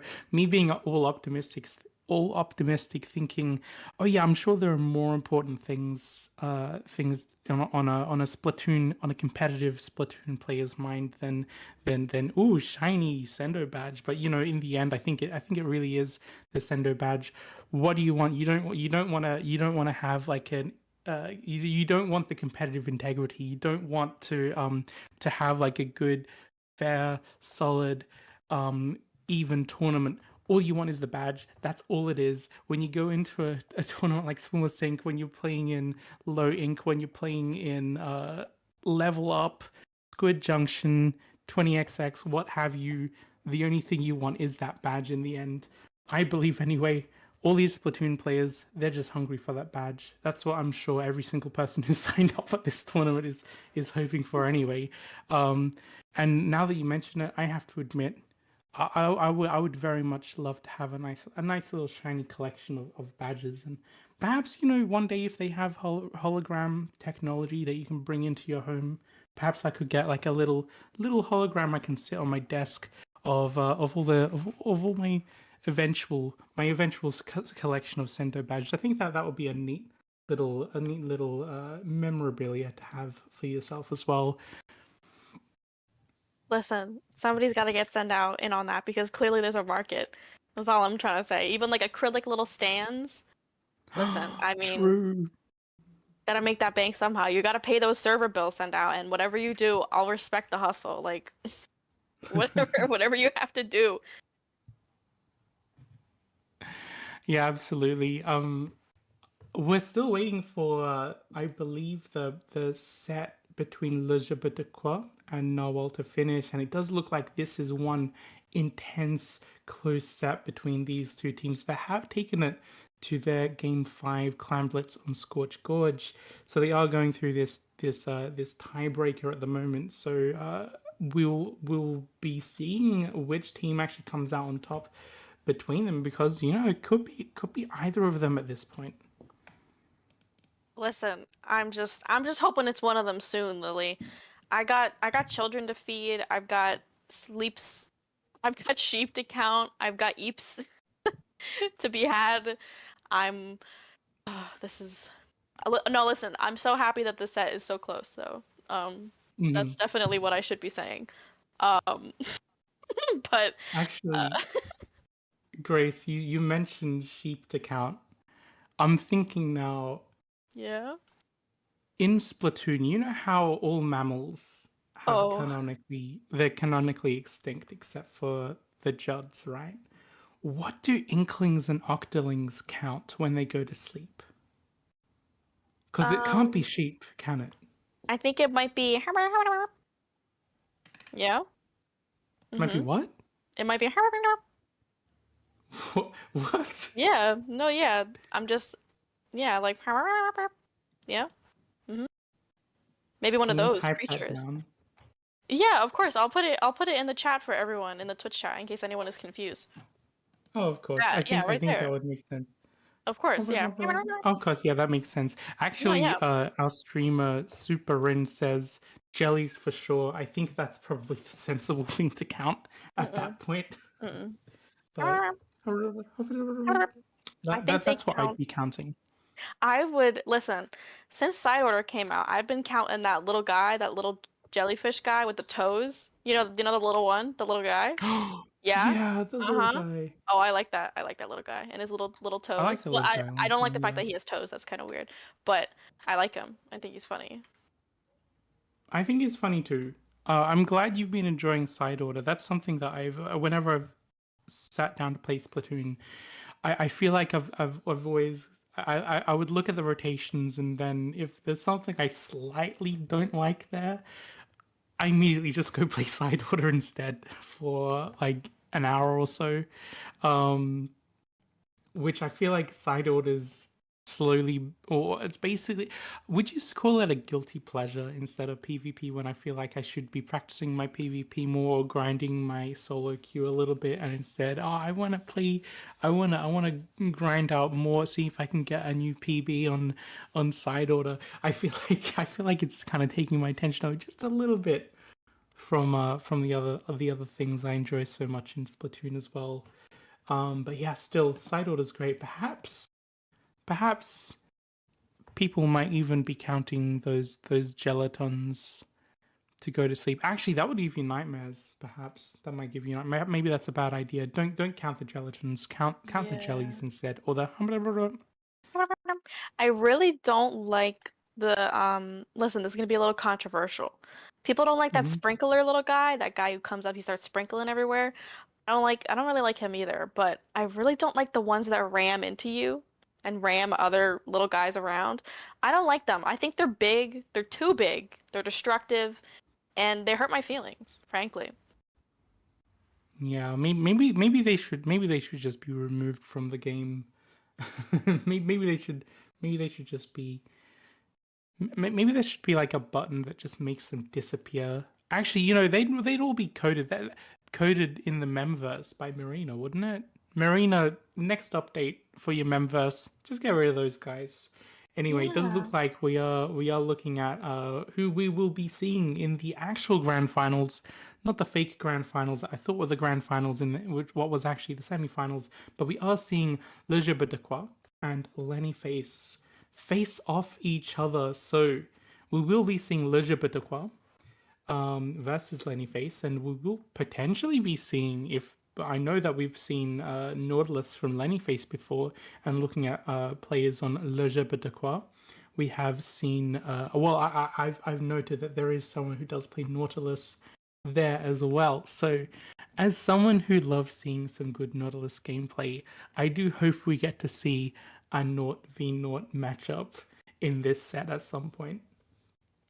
I think that'd be really cool. And then they both put their reins down at the same exact time. So they're both fighting each other, but they just heal right back up and then they keep yeah, it's like the equivalent of like an inkjet inkjet fight where you're just ducking and shooting each other and you just you just can't do anything and everyone is forced to watch like an I love embarrassment.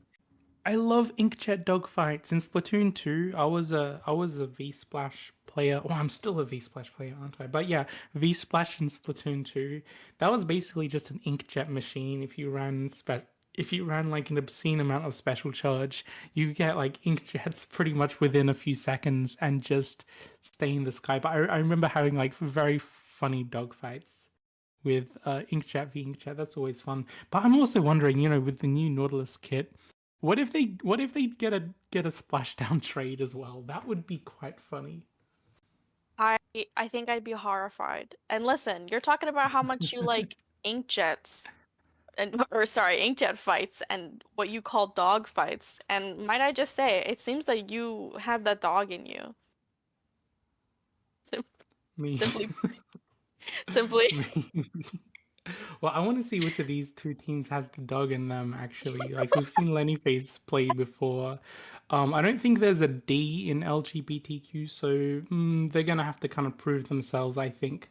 But I do want to see how these two teams play against each other. Do we know exactly what the first map is gonna be? Because I'm not exactly sure how Oh, things work in SOS at oh, the I moment. know.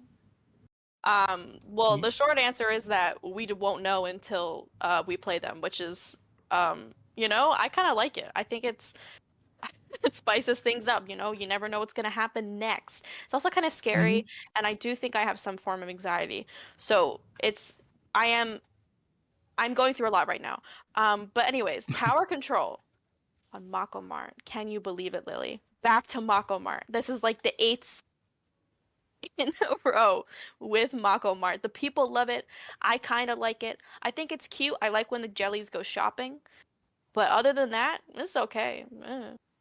I do love when the jellies go shopping. I think Makamart's probably my favorite map for callouts. When you've got breakfast and when you have Oh, freezer in particular, those two callouts there, the fact that those are like mm-hmm. the community agreed official callouts, I just think that's especially lovely. And I know that those are words with 2 syllables and not one, and of course it's going to be more efficient just to call something lane, and even the word alley kind of rolls off the tongue a little bit more easily than saying breakfast.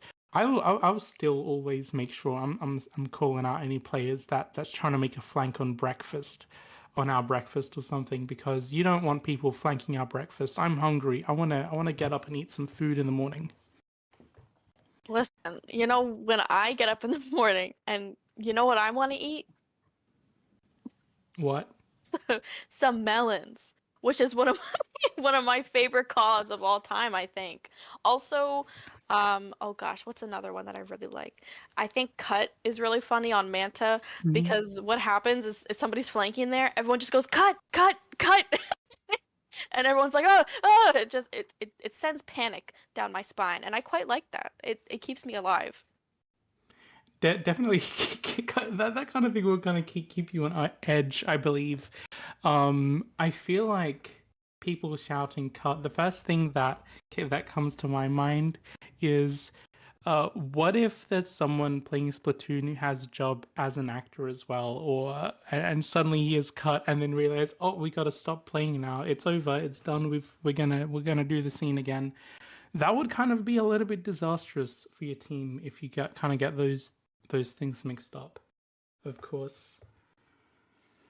Listen, oh my goodness, oh my golly gosh, I don't know what a I miss. I'm really happy that they brought back maps that have the propeller, the ink propeller, because I like being like, oh my gosh, they're on the fan, haha, the fan, and then you start shooting it, and then they go up, and then you kill them.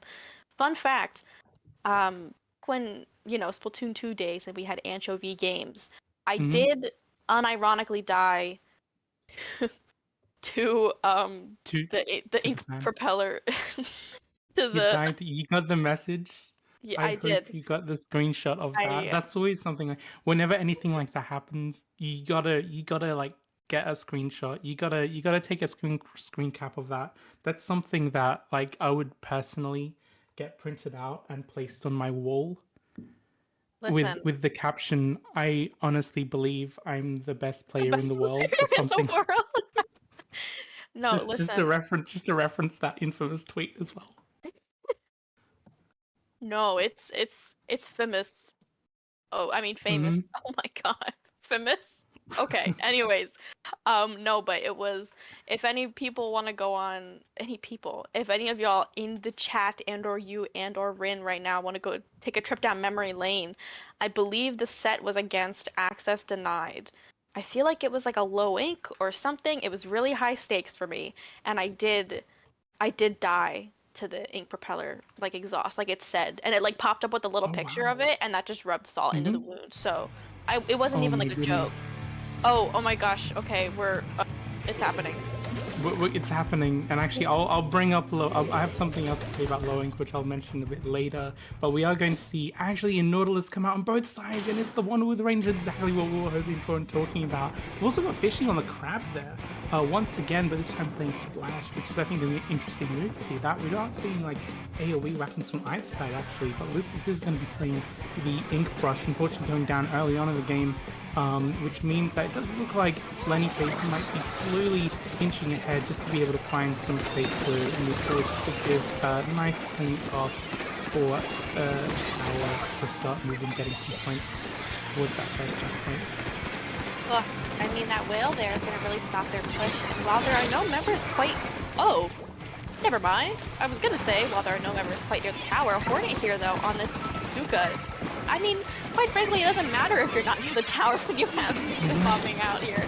But that isn't gonna Hornets- dissuade Team Lenny here, though. Hornets are small and dangerous animals, so I don't blame you for not being able to see them buzz around and be able to pick someone out with a Zuka like that. 2 players down on the side of Lenny face, legit, but the Quah are going to be trying to see if they can make some headway here, but they're going to be dealing with a cooler up team on the side of Lenny face here, which could potentially make things a little bit difficult for them, but they are going to be getting a pick on Pickle, but Butts tickled no more for you, and hopefully they can get this first checkmate in response. Listen, Swag, not to be confused with T-Girl Swag, who both apparently have enormous amounts of swag here, is going to be pushing up here trying to get another pick, which they have been doing a really great job of doing so far, as I do say that they are going to be brutally massacred, so that is very upsetting here, but good news for Spec here, who is going to be able to flex their Nautilus skills, hopefully not die to that Inkzuka. Oh, their friend did just die next to them. I hope they have time to mourn Lily. Yeah, it did look like just for a moment there, they were in a period of mourning, just being able to ink the ground, so they had a few opportunities for themselves to move back on. It does look like they were still actually the last person alive on the team as well, so that's an extended period of mourning for them, as the Quah have actually been able to use that opportunity to really push up and keep Seagull's flag on the tower here, being able to survive all those bombs, all those explosions, and getting a continued lead on Lenny face here before being sniped out. Actually, not sniped out, just brutally battered out by Spec here before Spec goes down. Before when it goes down, was it Fishy? It was someone. It was a bloodbath. It definitely was a person who did that. It looks like Lenny here is going to try to crack that first checkpoint like the gay people on the other side. Maybe I shouldn't call them the gay people, but there could be more in this lobby. We don't know. They hide among us. Anyways, here, the Fishy here on this crab is going to pop it and effectively push back the members of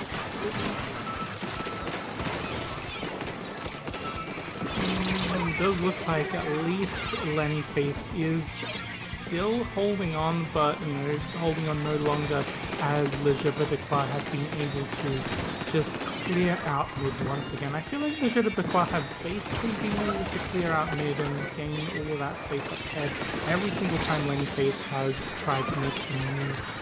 Try to potentially push forward. Having that cooler there is certainly going to help them keep up the momentum. Of course, it does look like they are going to be jumped on from above, but that's not exactly where the butt is taken, but they are going to be collapsing down onto the tower like that, and hopefully that move will be pushing him back a little bit further. We're seeing Swag here trying to find a safe position to get to that's safe from that horrifying, dreadful pencil that is constantly trying to get some chip damage.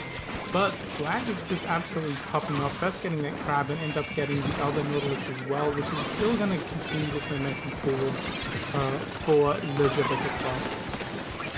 Oh my goodness, that was brutal. Oh, well, that does end their brutal reign there. That kill streak that they had going on, still really phenomenal.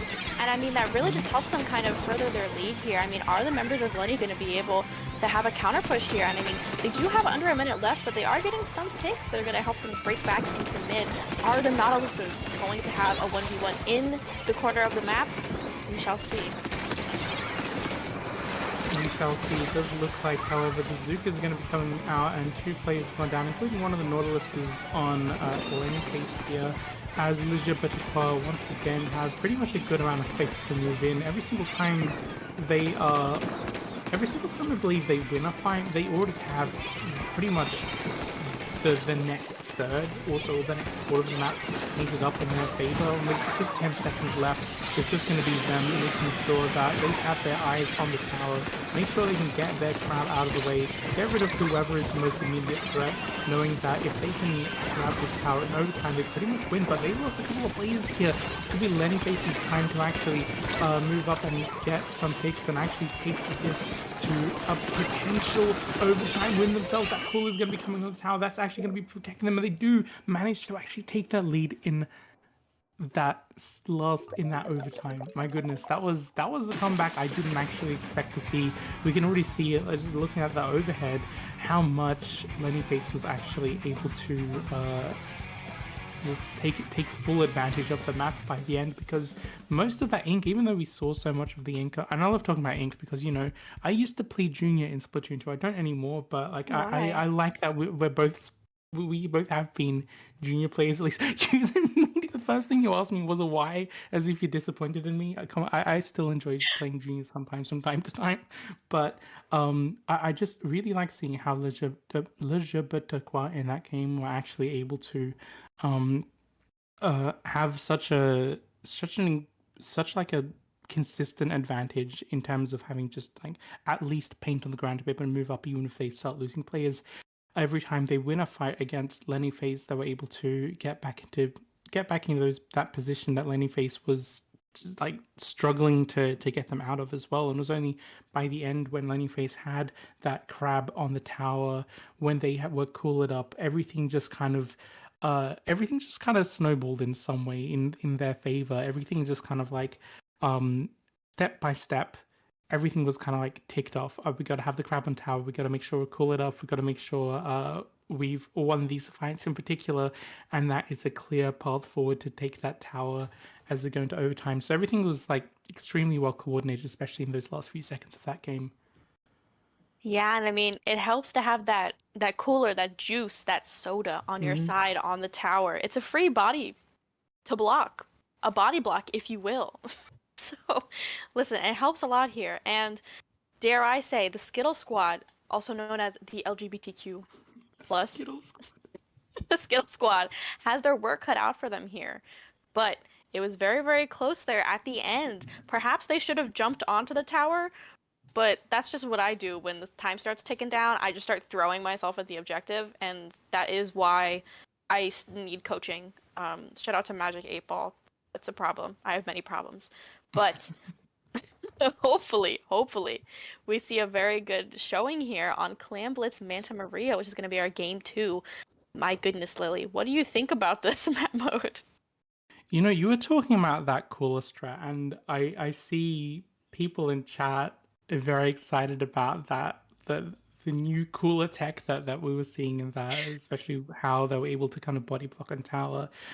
I'm thinking, what if they bring that back here in Manta Maria? I have seen games on Manta Maria. Now, this has happened extremely rarely, and I don't know how well it can be pulled off, where to counter a power clam being jumped to the basket, the other team puts a cooler down, so when they throw it in, the cooler blocks it.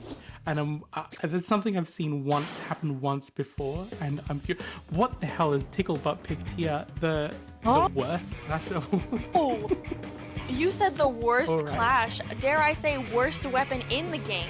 Tickle Butt. Are you? And they're on the cut. Oh no, wait, that's their. No, I guess you wouldn't be Wait. calling that out. No. Oh, they were.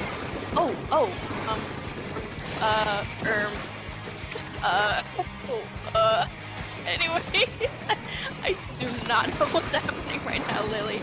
Horny here seems to know what's happening though, because they are trying to get that pick there on Tickle Butt, but they get called out by them, and I mean, it is a bloodbath right now in their street here, Lily. Oh my god. Oh my god. Alright, so what we saw happen there, actually, you know, even Picklebot was always just memeing in that position, just making sure that Picklebot was there, getting the tip damage, allowed them to kind of pinch those places that were going in for that push. They did manage to get the score in, but that was only one power climb, and we did manage to pick them off at the very least. However, Lenny Face is going to be starting to go down here with that Zuka, not necessarily finding the cleanest and clearest opening for Le Jeu but still they are quite aggressively pushed up ahead, which is going to be putting Lenny Face a little bit more in the back foot than they probably want to be at this point. But you know, with Picklebutt's special here, the chomps, perhaps they can find a move back in. Of course, you know, there are some pretty tight spaces to move here, so when you have the threat of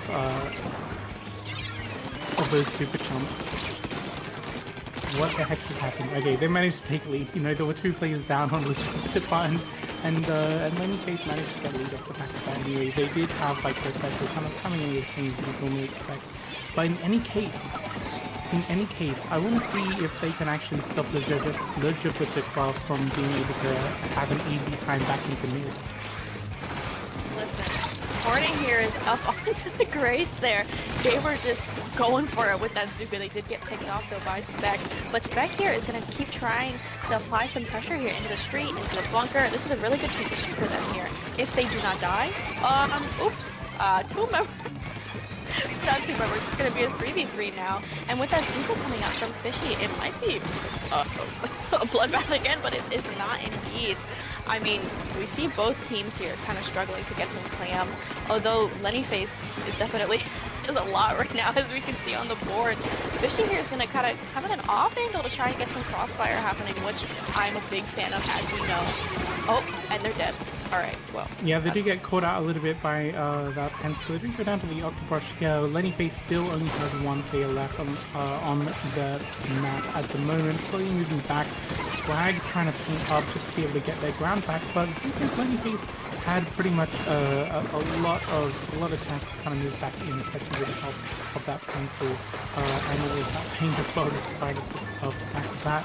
Thing is, however, when you do have players kind of going down the side of the Joe as well, and we've seen Power Clan on this, still being held by that pencil actually on the side of the face. We might actually be able to see them be able to take advantage of the space that they're easily able to kind of get back into. And I mean, taking that space is really going to be what's going to help them push up here. I mean, inherently, yes, but I mean, that lead is gonna go easy here. Oh, that's not the sniper here. Oh my gosh, they just went down there. And although they are getting jumped into the basket, question mark? And Fishy's also gonna jump into the basket and furthering their lead here all the way down to, oh, they're still going, Lily. 27 remaining. Ticklebutt there. They are in their butt and they are going to tickle soon. They're gonna be sitting here with the Clash Blaster. They may kill T-Girl Swag. T-Girl Swag, no! No! Look behind you, they have their AirPods in. This is devastating information. Absolutely devastating for them, and we only have just over 30 seconds left in the game. We're seeing how Ticklebutt's kind of getting into that, or getting ready to be in that defensive position that we saw them at the very start of the game, just to make sure that we can get that chip damage in. Anyone who could potentially be throwing that power climbing is going to be taken out there. 2 players down. They still have like a number of plans that they can get in, just if Ticklebutt wasn't there to kind of prevent them from being able to make a stronger push. I feel like this would have been the winning, potentially a winning move for the Joe so far. But the thing is, Lennyface has been spending so much time on just being able, so much of their resources being able to have the advantage in terms of paint control, in terms of being able to move around as efficiently as they have been. And we know that Ticklebutt at the moment, just being able to hold this fort, play defensively, being able to survive the Zuka as well, and getting these picks with the rest of their team to stop Quah from even approaching that clan basket. And when they do, not being able to really get much off the back of those pushes that they attempt to make, that is going to be game 2, going to Lennyface. Oh, listen, what I'm hearing is that Lennyface does not want it to be Pride Month quite yet. It is spring. Spring has sprung. Thank God. I mean, the weather was killing me. But they do not want to see... They do not want to see the gay people win. It's said here, Lily. Yeah, well, it's your call to disqualify them for homophobia, but I feel like I respect the Clash Blaster pick too much to be on board with something like that. I think that Clash Blaster pick was a little bit too amazing, a little bit too off the wall once again to. I just gotta say I appreciate that. I love seeing that. I want to see a swim or sink one with Clash Blaster. You know, maybe this means Legit but Quah are gonna have to be picking Clash Blaster for whatever they win. But we are going to be going into match point now. If Lennyface wins this, then that's it for the gays, isn't it? That's so true. We're all gonna have to leave the community if that happens. We have to insta leave the call, the both of us. Like we can't be here anymore. No. Oh, Rainmaker Museum. I'm assuming this is the one they've both decided on. Rainmaker Museum, right? I don't think that's gonna be a Clash Blaster map mode. Unfortunately, I kind of wish it was. but I have a feeling Clash Blaster is not the play here, unless they all decide to go Clash Blaster. Who knows? I can't remember which tournament it was. I think it was. Actually, no, I've completely forgotten. But I remember there was a team that went, or two teams that went, 3 Glugers and a pencil on both sides, which I think was the fact that they agreed to do that and it was streamed was perhaps one of the best things I've ever seen personally. I think it was a Squid Junction. So, if these teams are here having the time of their lives, who's to say that they might not all pick Clash Blaster after that one as well? Listen, I don't know how I'd feel if I saw the Clash Blaster again, Lily. I'm not gonna lie. I think it would send me into a fit of rage and or a crying fit. I don't know what it could be. I mean, it's getting late. It's almost midnight here for me. It's probably like 5 a.m. for you. I don't even know. So I'm getting delirious. Well, I can tell you what it is for me. It's nearly 3 p.m. It's a nice Oh. 23 degrees Celsius. Oh.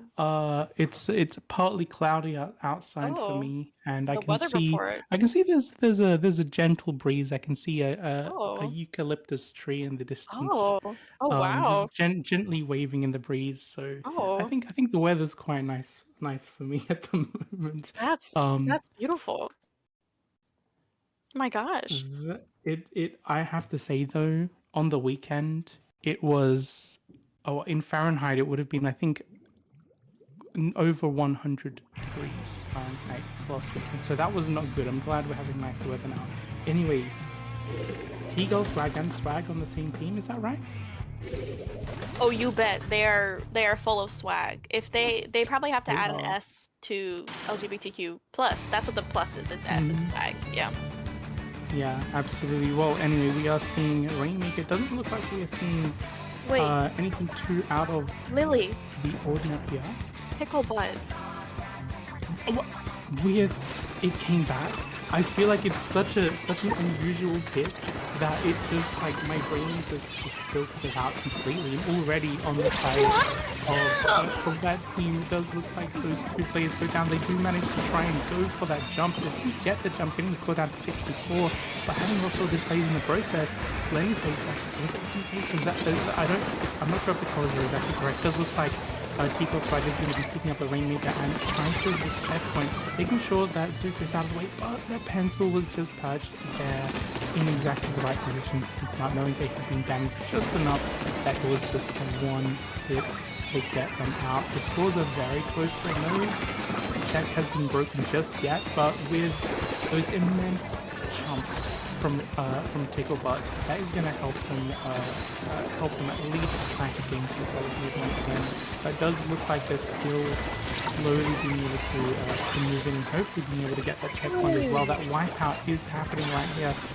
Don't want to move too far ahead of the checkpoint. They do manage to get it. Look how far ahead they are. They are in complete control around this spinner at the moment. All they need to do is pretty much like find the right opening, win some kind of fight. Legit but the quah actually have to like pretty much clear out their spinner as the first move they need here, which is exactly what they're doing. It does look like they're playing extremely methodically as well, which is always good to see. And you know, I kind of hope they lose this game honestly. But Picklebutt, I'm not sure is gonna let them. Picklebutt! Oh my goodness! Doing their namesake! As we saw there, getting a double, and then solo popping the Rainmaker. Then got all the way to 30 remaining. I mean, we've seen them do it multiple times. Not even in this set, but in semis as well. Here, I mean, Lily, this is what it's all about. I'm very happy right now. I am as well. I'm very glad because I would hope that if you're like a PO for a tournament, you'd be happy with how things are going. I know that if I was a PO right now watching this play out, I would be over the moon. I'd be so overjoyed to see a game like this and weapon comp these picks as well, and seeing the amount of value that actually Picklebutt is being providing for Rainface as well. Being able to get, as you mentioned, that double and then solo top of the Rainmaker. It does look like with the flip all the way down to 30, with 3 plays down on the quah, that wipeout off the back of that, this does look like it's going to be nearly a victory.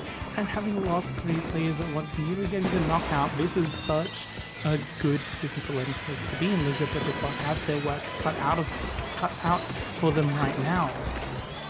I mean, Fishy there opted to take a solo drip pick, walking up to the pedestal, slowly letting their teammates perish in front of them. But you cannot hold grudges here, as you see T-Girl's flag holding this Rainmaker here, trying to get to that pedestal, but they haven't quite cracked yet. If y'all do remember, they got sniped off of it. Funnily enough, well, that was not funny. That was a Duke shot in their face. But funnily enough, we were talking about how much value Ticklebutt's been getting here, but those curling bombs have been really putting a lot of pressure on the Rainmaker here. So maybe this is the pick of the century. Certainly could be, but Swag manages to pick that pick of the century off before going down as well to Spec. So that is not necessarily going to be Ticklebutt in the game at the moment for a little bit. You see how Lenny Face has, like, once again, they've got a good amount of control over mid once again. The Quah just have to make sure they are waiting for an opportunity to start their defense. I saw that Zuka was regnant, and then being able to pop just to make sure that Ticklebutt is in a very different position to start actually moving anywhere. There was about 45 seconds, and that is going to be a drop that is at least going to be making it a little bit more difficult for Ticklebutt to actually start to push to that first checkpoint themselves and actually get it there, but they keep nearly making it and losing 3 plays in the process as well. Going to these last 2 seconds is going to be so difficult for Ticklebutt to actually come back from. Indeed, but I do think it's possible. Gay people can do anything, as proven by me.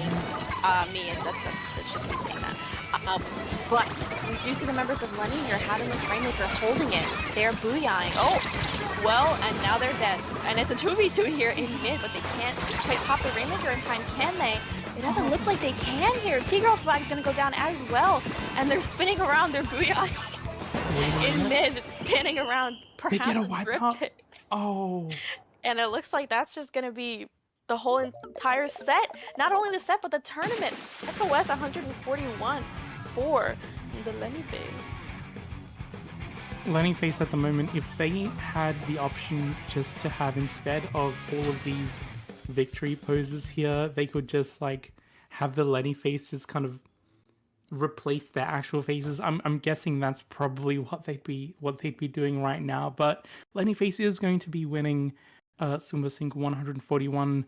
Le Quah, we haven't got there just yet, but maybe next time. The LGBT community are not going away just yet, and it was absolutely fantastic to see both of these teams get so far as well. I don't know for sure. You might have to tell me, but was this the first time a Clash Blaster has won Swim or Sink? Well, I think this might be the first time we have to write it in the winner's graphic. I feel like I don't remember ever having to write that. So I'm so sorry, Tulip, that you have to make the graphic with the Clash Blaster in it. But I mean, I'm always for fun weapon picks. So I'm happy, but also crying. Yeah, you know, I think one of the very first tournaments I ever played in ever of all time, I think it was a little Squid League. There was a team that psyched us out by playing Quad Clash in the first round of one of the sets, and that threw us off so much that we didn't come back on the next ones. So, you know, it could be like one of those mind games that like people play, get something that people know is bad and then somehow manage to pop off with it. Anyway, fantastic work to Lenny Face, fantastic work to Leisure Quah, and also thank you so much, Grace, for being such a great co-commentator, TO, and everything you do for this tournament and IPL as well. Also, thank you so much to Superin for streaming it, and also thank you everyone in chat for coming along. Grace, where can we find you on the internet? Well, many a times you can find me in the Swimmer Sync help desk trying to make a joke, but then the team who I'm making the joke to doesn't quite get it. And then it's really awkward because they're like, what? What do you mean? And then they get scared because my name is Green. And they're like, oh my god, IPL Grace is upset with me. But no, I'm not. I'm just making a joke with you. And normally you can find me on Twitter at Tubnug. But where can the the lovely, lovely people find you, Lily? Okay, before I say that, I just want to say, chat. Grace has revealed her location. That's where to go if you want to get Oh my god! the old badges back. Hello? Oh my evil, god. evil laugh. Oh my god, there's rocks at my window. Oh my god, Lily, they're coming in. And you can find me at Lily Gravy Bread on Twitch, Twitter, Blue Sky, what have you. I stream sometimes. I post things on the internet as well. And thank you so much for coming along. It's been certainly one heck of an entertaining swimmer sync. My goodness. Thank you for joining me along with this ride. I mean, I'm very happy that we were able to put on a nice show for the people at home, and I hope all the players had fun as well. So, but if you do have feedback, don't leave yet. I'm looking at you, people in chat. I'm looking at you right now, pointing my finger at you. Don't leave. If you have any feedback for Sendout.inc and SOS running on Sendout, or feedback for SOS in general, feel free to fill out the form. It's in the SOS-feedback chat. Or if you can't find it, you can message me on Discord, I guess, but that's kind of weird.